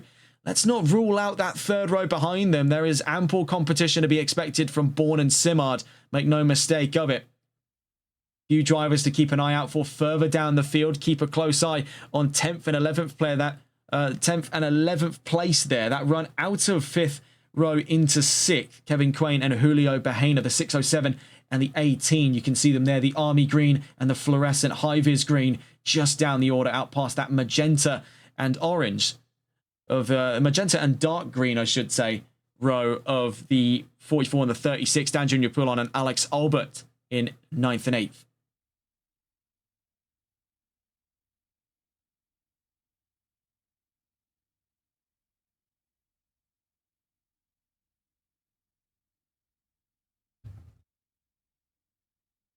So with about 50 seconds to go for the start of this race. And moreover, that formation lap, Anthony Valorio will be looking to not replicate the mistakes of race 1. He's going to be keeping a very close eye in through turns 10, 11 and 12 on that run through Hislop chicane. Is not looking to make the same mistakes that befell him in that opening lap. It's going to be redemption for the 41, but you can see it is already beset by, was that, ooh, it looks like connection trouble on the grid. And is that the 41 vanished? No, there he is. He's back again. So a very bizarre one here, and that's not the best of signs the 41 wants to see in that start of today's race. And it's a very, very tough call here on what's going to go on. We'll try and stay on board with LeBay. He seems to have a slightly more reliable connection to the server right now. The 119 starts from second place, loosely so, as Anthony Valorio looks to be into the pit lane. So is that a change of fate? Yes, by looks of it, as Valorio is starting from the pits.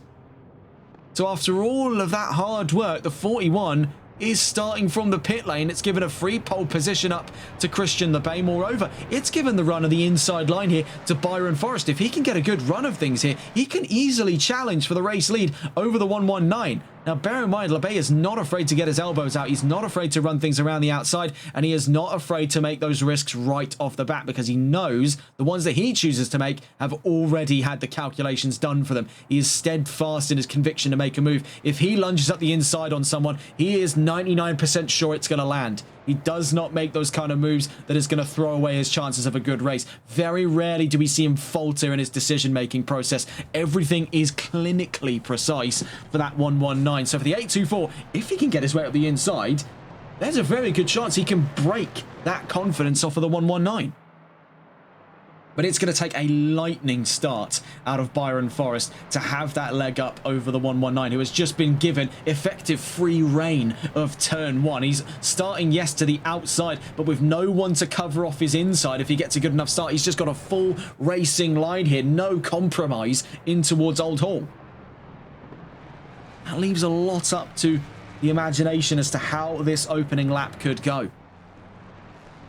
For those of you curious as well, for the incident earlier on today regarding our own hardware, we did find out what the issue was. It was in terms of the encoder settings being a little too high right now for the processing power being used by the PC to broadcast this. So that will be something we investigate in due course.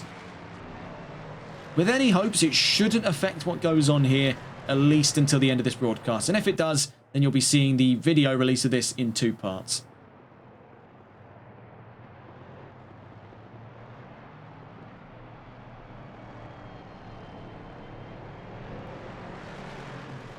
This is the consequences of trying to stream at above 1080p, folks. In the modern day, PCs just can't hack it. Out through turn 13 than a Clay Hill. This is definitely a more bizarre state of affairs for LeBay. I mean, he's not going to be arguing with a free pole position, but now he's having to sort of broadly change his mindset about this. It's not going to take him too long, of course. He's walked the walk, and he can more than definitely talk the talk on this grid. There's very little chances of him floundering on that race start. But as you can see, he does find himself sort of stuck there just behind Forrest. Now, this is going to be fantastic news for Byron Forrest because he does actually start at level pegging here with the 119. He's got a very good chance of a run down towards turn 1. We got word off of Anthony Valorio what happened. Lost pole position to a glitch. The game gave him 30 litres of fuel despite loading in 63, and he was forced to return to the pit lane. Well, no less on that and more onto this as the final of 2 races today, 30 minutes against the clock on a very bizarre grid here in the Competizione Performance League Jaguar GT3 Revival Series, as we are green and racing for the last of 2 times today. And as we saw, it wasn't a great start for the 824, but it was more than definitely for that of Timo de Tosto to get side by side with the 824 right off the bat. And unlike our suspicions suspected beforehand, the 119 did not start on level peggings with the 824. So for LeBay, it was free reign of turn 1, turn 2 and turn 3. Down the line though, already trouble brewing, as down the order is the 616. That's Andrew Veldkamp in trouble. Not sure what's gone on for the 616. You can see the 41 leaving the pits there. And there you can see the first of our retirements have come through in race 2. Andrew Veldkamp out of round 8 race 2. On board here with David Tanguay, started plumb last on this field, got a few extra positions because of the downfall of both Valorio and that of Veldkamp, so he's now up to 13th, chasing Julio Bahena, who was caught up in a prang there, now down to 12th place on the grid. Looking up the order, we see Clinton Bourne looking to get side by side with that of Richard Cecil further down the line, and you can see it is quite the swarm of steel behind, with Dan Junior Poulon defending from Alex Albert and from Kevin Quain. A lot to consider, not a lot of time to consider it on the run out of turn 12 up towards turn 13. We stay here with Richard Cecil looking over his rear view. You can see not only Clinton Bourne, but off in the distance there as well. Also the approach of Alex Albert. Now in the time since managed to get up and around.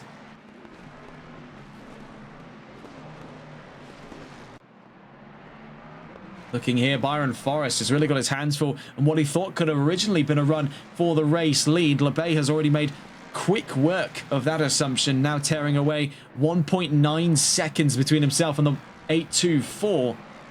With Byron Forrest now having to consider his odds to defend against Timo de Tosto. Yellow flags back out. It was for the number 1 of Charlie Hookway down at turn 16 and 17. That gives an extra position over to Anthony Valorio as we go green and racing once again. Already just about 2 minutes of racing and multiple yellow flag incidents. It has been a very, very chaotic start here in the second of 2 races, where you would have thought the drivers would be a little bit more acclimatized to the difficulties Oulton Park has in store for them. It has been anything but, as several have been caught out by the same mistake twice.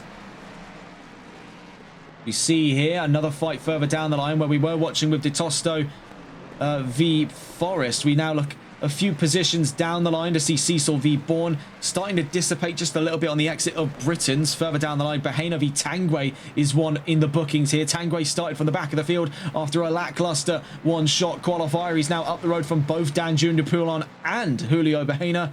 Both of them now fighting for 11th. Meanwhile, off in the distance there, having started from the pit lane, just having made his way over the crest of the Hilltop Straight, is the 41 of Anthony Valorio. Now, his chances right now, I would say, is top 10 material. That would be the baseline to be hitting by the end of the next 27 or so minutes. Looking here with De Tosto, this is his chances here to fight for second, half a second between himself and Byron Forrest. In the last lap, found himself staring down the sights of about 17 thousandths of a second in difference on that last lap, so very closely matched. And let's not rule out that third party involved as well, down in 4th place and closing distance rather rapidly here. There's the 120 of Vincent Simard.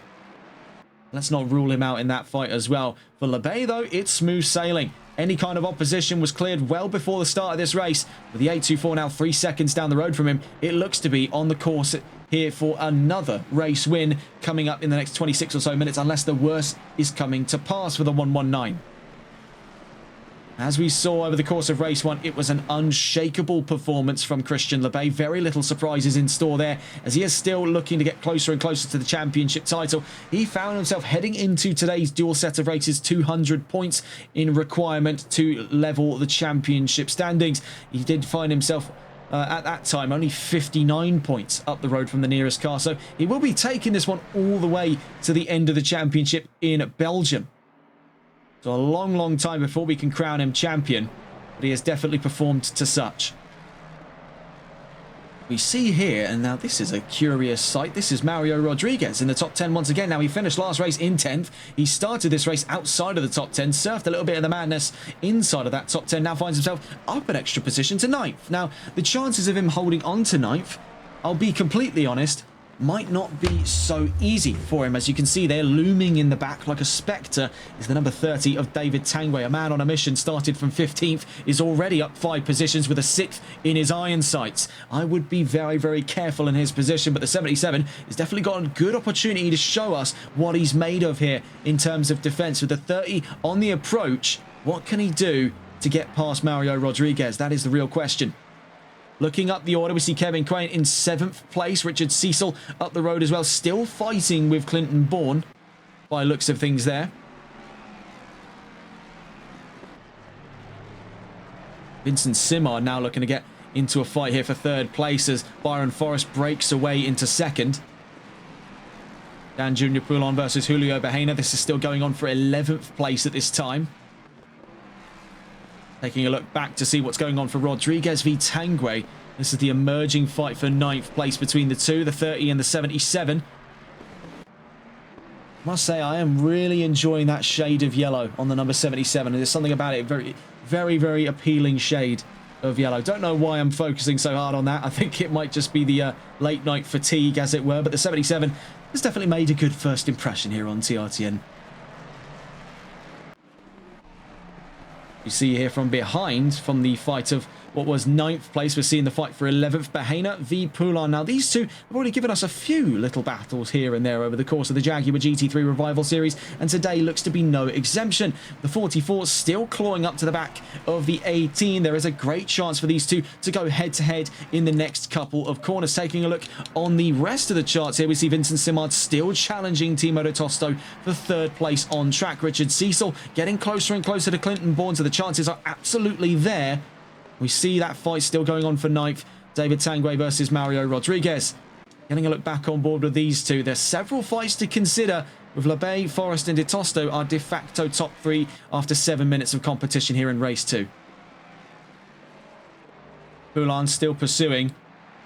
By looks of it there, now I'm no expert, but there does look to be maybe just a bit of scuffing on the front nose cone there. Perhaps it's just a little bit of dirt accumulating on the 44. He has perhaps had a trip to the grass in the early stages of today's race. Not too easy to call. Is that Tanguay? It is! My goodness, it's David Tanguay stranded across the road. The man who was on a mission in his pursuit of Mario Rodriguez has now got to make even more of a stride back to the top 10, as now it not only allowed for these two to advance one position, it has also allowed Julio Bahena to get into 10th place by getting past that of Dan Junior Poulon.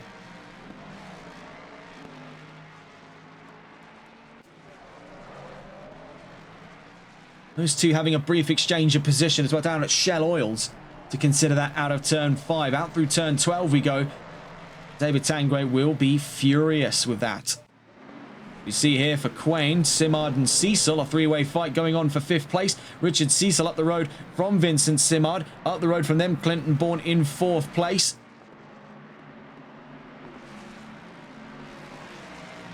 Looking at it here, Byron Forrest still 2nd, but De Tosto 3rd.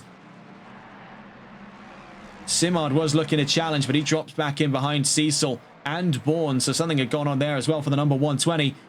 Kevin Quain in pursuit. A dense pack of cars here from 4th to 7th. Bourne, then from Cecil, then Simard, then Quain. In that order, down towards turn 4.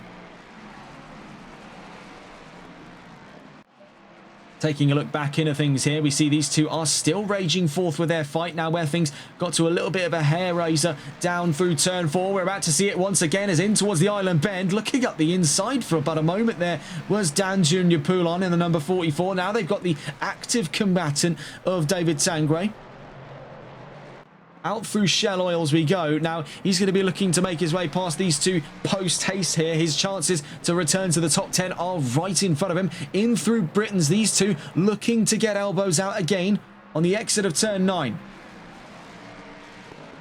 You can see Dan Junior Poulon, he is stuck in a bit of an awkward spot here between a rock and a hard place. Does he attack? Does he defend? He tries to do both, and he just about succeeds in one of them. Defending off from David Tanguay, but hasn't made any ground there over Bahena. That could soon change. As we see there, things start to arise. The number 5, we've just got wind there, was Richard Cecil, had an incident and is now out of this race entirely. In the meantime of following this fight here, it is now upgraded into a fight of 9th place, let alone 10th. So for David Tanguay, this is pay dirt, because his chances to return to the top 10 are now even closer in front of him, with one car standing in his way. The 44 there, the British Racing Green and Gold 44 of Dan Junior Poulon. Now on the exit of Deer Leap, out through turn 17 and towards turn 1. Tanguay has a chance here in towards turn 1. Can he get inside the 44's head? Maybe try for a late apex run here out of turn 1. He's got the run. Does he have the line towards turns 2 and 3? Bear in mind, it wasn't a brilliant run, I should say, for the 18, as he has dropped time in front of the 44. This is creating a bit of a crunch zone here for Dan Junior Poulon. How does he choose to operate? As on the exit of Cascades, regaining some of that time is Julio Bahena for the run into Island Bend. There's a lot to process here, and towards turn 5 we go. Bahena holds the inside, Poulon holds middle ground. Tanguay still holds on. You can't shake him off of him. He's got radar lock. There's very little the 44 can do heading in towards Britain's, but hold on and pray he's got the run necessary to keep the 30 behind him for the run to Hislop's. You can see in the background there, just not too far away at all. So very much so within that chance of a top 10 fight is Anthony Valorio. So there are two vengeful spirits among us towards the back of the top 10 here. The number 30 and the number 41. Two barrels of the very same energy that these two are facing. You did see momentary yellow to white flags there. That was for the number 1 of Charlie Hookway. Still watching with these three. It's been a very exciting fight for them so far. We stay on board with Dan Jr. Poulon. Currently going on in that fight for 9th place.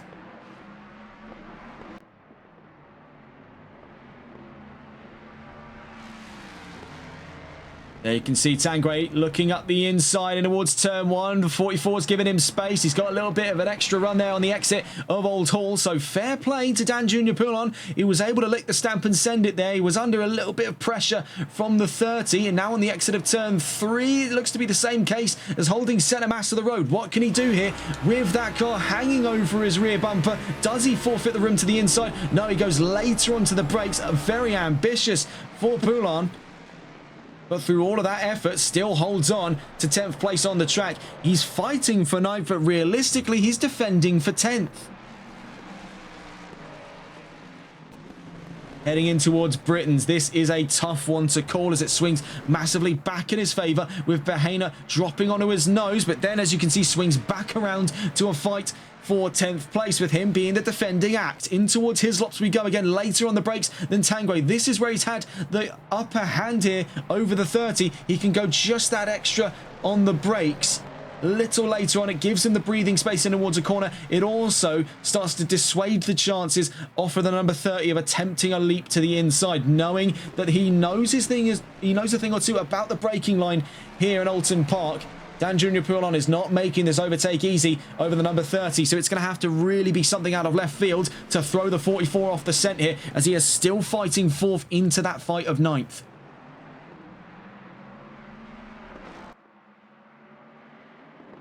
These three have put on a sensational show here in the opening half of race 2. Just before the halfway mark, still clashing for 9th place. Good defense so far by Bahena, but the real stars of the show in what is now this 3-car fight has been an exhilarating act here. Real push and shove between the 30 and the 44. Tanguay v Poulon could be the race of the sort of action of the day, as it were. Bear in mind, we saw Tanguay not long ago in and amongst the fight with these two, actually stranded on his side right here on the exit of turn 4. Now, we don't know what put him in that position, but what we do know now is that he's back and he's ready for action on the run in towards Britain's. Looking at his chances here over these two.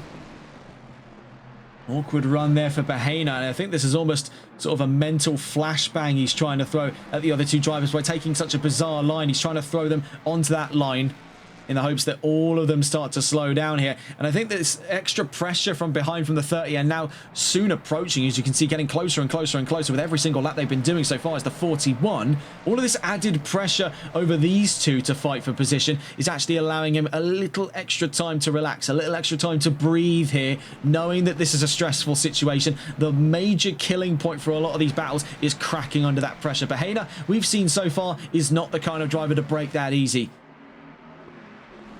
This is all mind games, really, in the long run of it.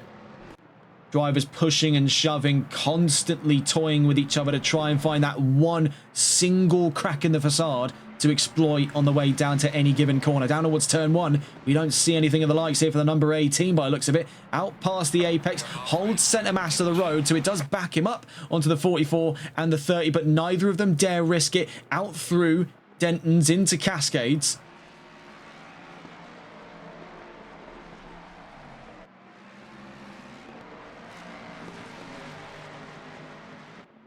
We do see it's white flags out. It's the 120. It's Vincent Simard in trouble at the moment. So as we head in towards Shell Oils, there could be a 4th car involved just before Valorio gets involved. On the exit of turn 5, on the run up towards turns 6, 7 and 8.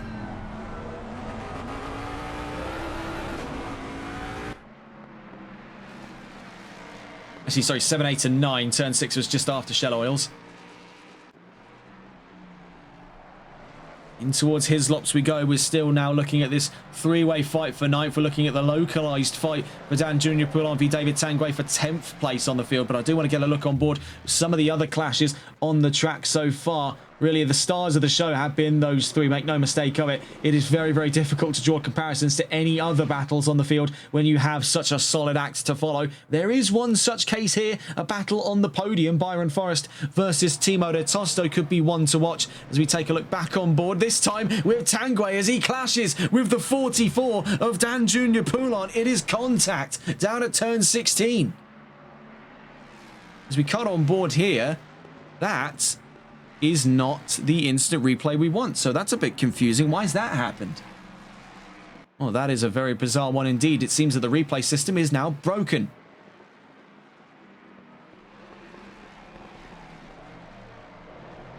Oh, that's a very bizarre one. That's very rare that it ever does that. Whew. No, very strange. As we did catch on board, though, if we can describe the replay, it was a contact between the 44 and the 30. The 30 nicked the rear right of the 44 and turned him around at turn 16. So 13 minutes left to go. Things are starting to break here in the studio, and I'm not happy about it one bit. With any hopes that we can potentially get the instant replay system to start working again by the end of this broadcast, that would be grand. Let's catch on board with the nearest fight on track here. Byron Forrest versus Timo de Tosto down towards turns 16 and 17. The same flashpoint in that incident earlier between Tanguay and Poulon. Now we could see later down the line between these two. They're very, very close to one another here as they make their way down across the line. A difference, looking at it there, about 37 thousandths of a second in that last lap just between them to the benefit of the 824.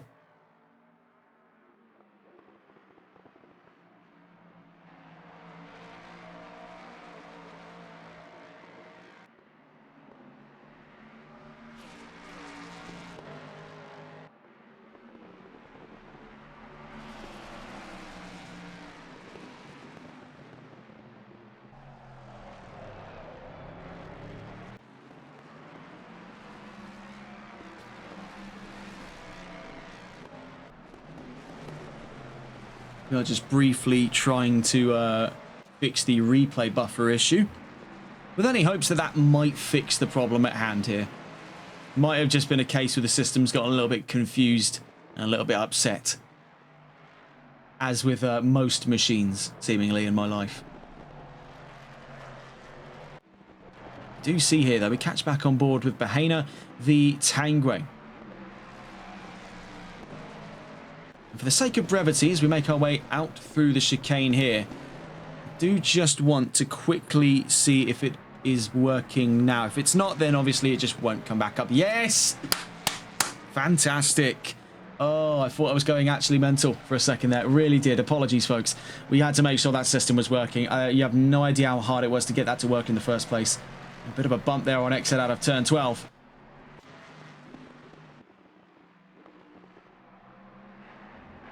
The only problem I find as well, when we exit the replay, it does this. I don't know why it does this either, because it's not related to the game at all. The game is fine. There's nothing wrong with the game.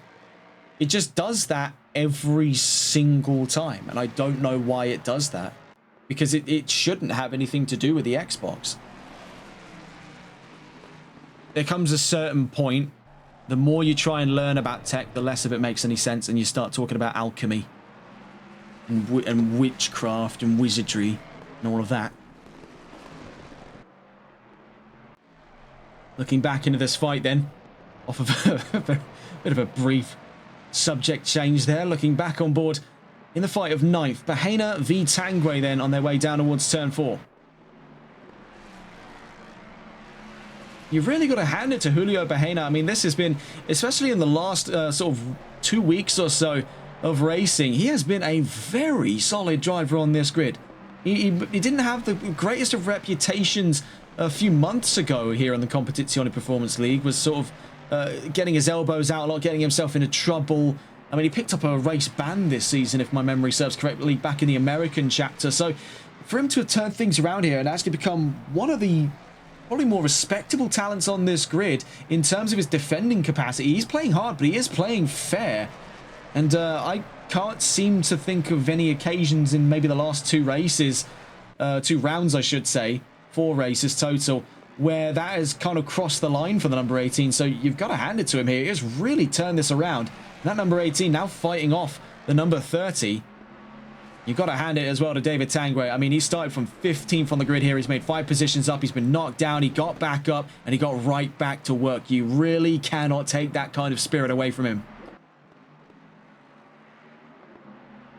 You can take the man out of the fight, but you can't take the fight out of the man. That number 30 is steadfast in his opportunity to get to 9th. He is not letting go of this one all the way to the checkered flag.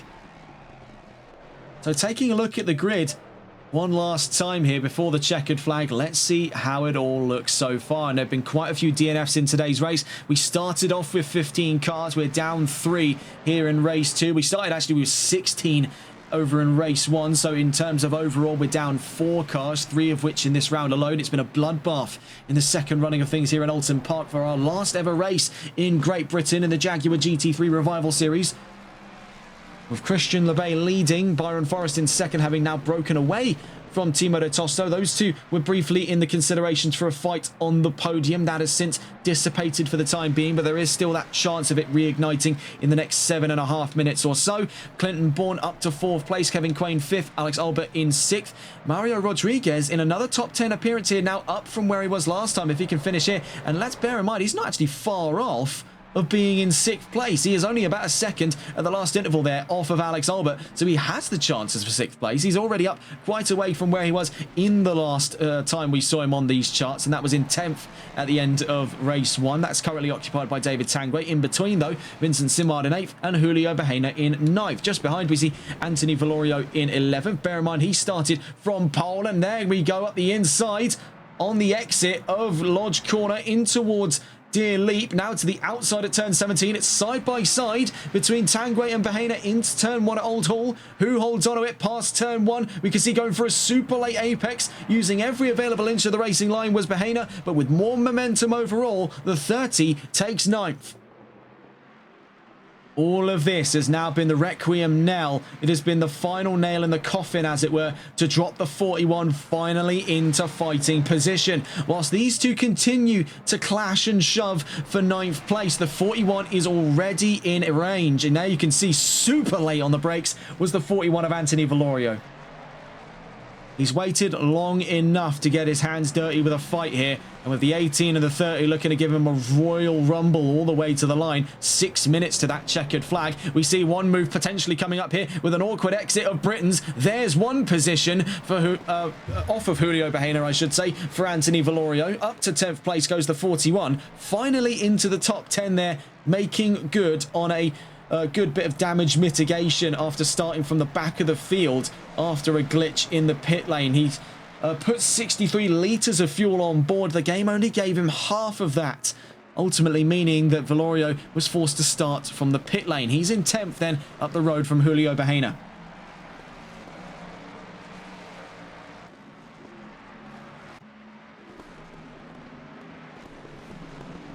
To the viewer in chat, they're asking if he can join for next season. Yeah, I can drop the stream, not the stream link, sorry, I can drop the server link in the description. We'll get that through to you whilst we just take a look here. There was a bit of an upset there for Julio Bahena. Stepped out through turn 16 and 17, very nearly took himself out.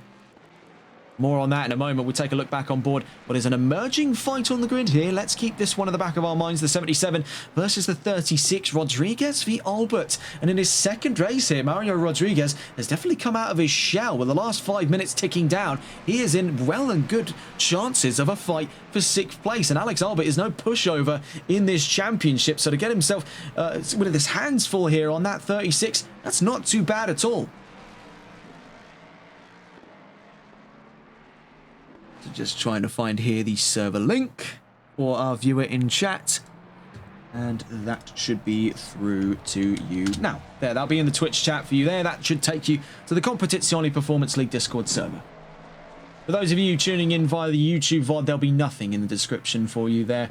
It'll probably be included towards the end of the season for those of you curious about entering the next coming championship. As we take a look just briefly onto the calendar before we bring a close to the coveted British chapter of the Jaguar GT3 Revival Series. It's been a sensational last 4 weeks of competition here in Great Britain, starting back on November 18th in Brands Hatch, ending today here in Oulton Park. But we'll be heading onto the final round in Zolder, the season finale and the first of its kind, a triple sprint event. Thoroughly looking forward to that. More on that in a moment's time, though. 4 minutes left to go, about 3 minutes 45 if you want to get pedantic about it. The 77 still in pursuit of 6th place. Let's not rule this one out here.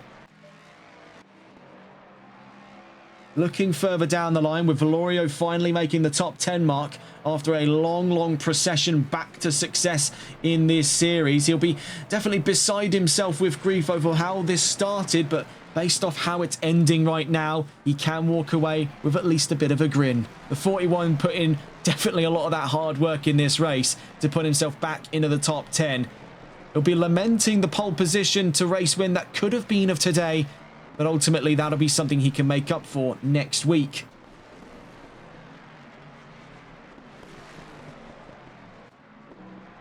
If you were open to a PC series, that would be awesome, says Calibro84 in chat. Now, I can't speak for the Competizione Performance League, but I can say with some of the clients that I work with, there is some potential PC content coming up. Now, I can't say anything too early on. I have to keep my lips sealed. But there could be something around the corner in regards to that. We've been trying to make a leap into PC for some time here on TRTM. We're a console-only streaming sort of provider at the moment. So it's been a bit of a hard breakthrough for us, but I think we're on the cusp of a real breakthrough. So do thoroughly look forward to that before the end of the season. 2 minutes, 20 seconds left to go. Not before the end of the season, before the... perhaps before the end of the year. I want to say before the end of the season. That's a week away. I do not make plans that quickly. Well, still on board with Valorio. Where the gap started to dissipate, his chances of 9th place are starting to slip between the cracks. He'll be hoping for a mistake up the road here out of David Tanguay. And it looks really on a revenge drive here, I should say, for the number 30. It does not look like something that will quickly falter away. And thank you there to Calibro84 in chat saying, that's fair, I just like your commentary and your stream, but I only have PC.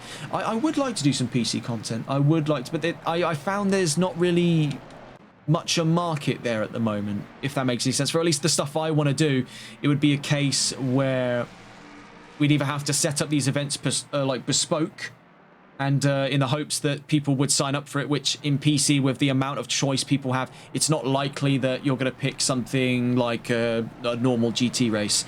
You'll get the people maybe joining in for 1 or 2 events, but for a whole championship, it's hard to commit to that when you've got several other options, perhaps of even higher quality than a relative upstart. So for the stuff I'd want to do on PC, it's a bit more on the experimental side. Think off-road racing, rally cross, touring cars, stuff that I can't fill the gap with on consoles right now. But I do say that as if there aren't some overlap coming up perhaps next year. Keep an ear to the ground on that one. Just under a minute left to go. We see here Rodriguez was making ground over Albert, but sadly came apart there out through turns 16 and 17. Now we're, I'd say, more than definitely onto the lookings here of these final laps. We're on board with Christian LeBay just for a moment's time here. The 119 looking on the cusp of yet another back-to-back win. Now taking a look at the race wins before today, he was riding on the highs of 5 race wins in a row. This could be a 7th in a row after he's already won race 8, round 8, I should say, race 1. Oh Lord, we are definitely struggling now.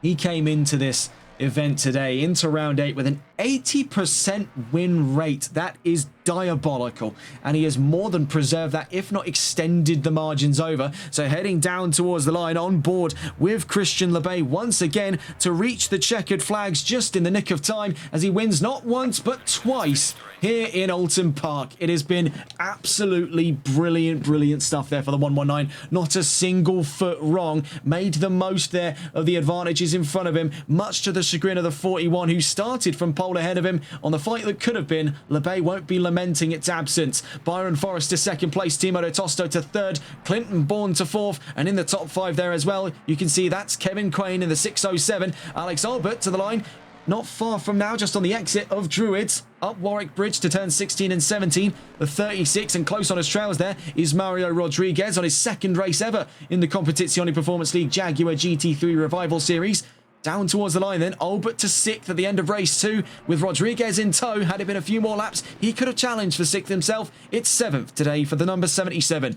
Vincent Simard to the line then, and the 120 only separate from Tanguay by 0.3 of a second. Anthony Valorio returns to the top 10, lamenting what could have been at the race start, walking away with a sizable race end. Dan Junior Poulon in 11th, and Julio Bahena to the line for 12th place. After a sudden turnaround there, Bahena drops behind Poulon to 12th. Both of them out of the top 10. Charlie Hookway, a DNF in this race, so too has been the case for Richard Cecil, Andrew Velkamp and Casey Malles. Well, it has definitely been a bizarre one to bring about the closure of the British chapter here in the Competizione Performance League Jaguar GT3 Revival Series. And taking a look back to that calendar, you can see precisely what I mean here. The first 4 rounds of the championship comprised what we call the American chapter, or the American leg, with rounds 1 through 4 being those single-hour races. They were fantastic ways to kick off the championship and to sort of lay in stone what to expect in the run in the more points-heavy section from round 5 to today. At the end of the British chapter, Brands Hatch, Donington, Snetterton and Oulton Park. But now comes the run into the season finale. It can all come down to this. Round 9 of the championship, December 16th, 2025. One of the last operations we'll have here with the Competizione Performance League before we head into the winter break. We'll be seeing you after that in January for the second season of the GT4 Pro-Am Cup America Series. But the final round coming up, Zolder, is 3 30-minute races, 3 10-minute qualifying sessions. It can all come down to this, with the championship still hanging in the balance. That's all from us here, though, on TRTN. Have a wonderful rest of your evening. Take care and good night.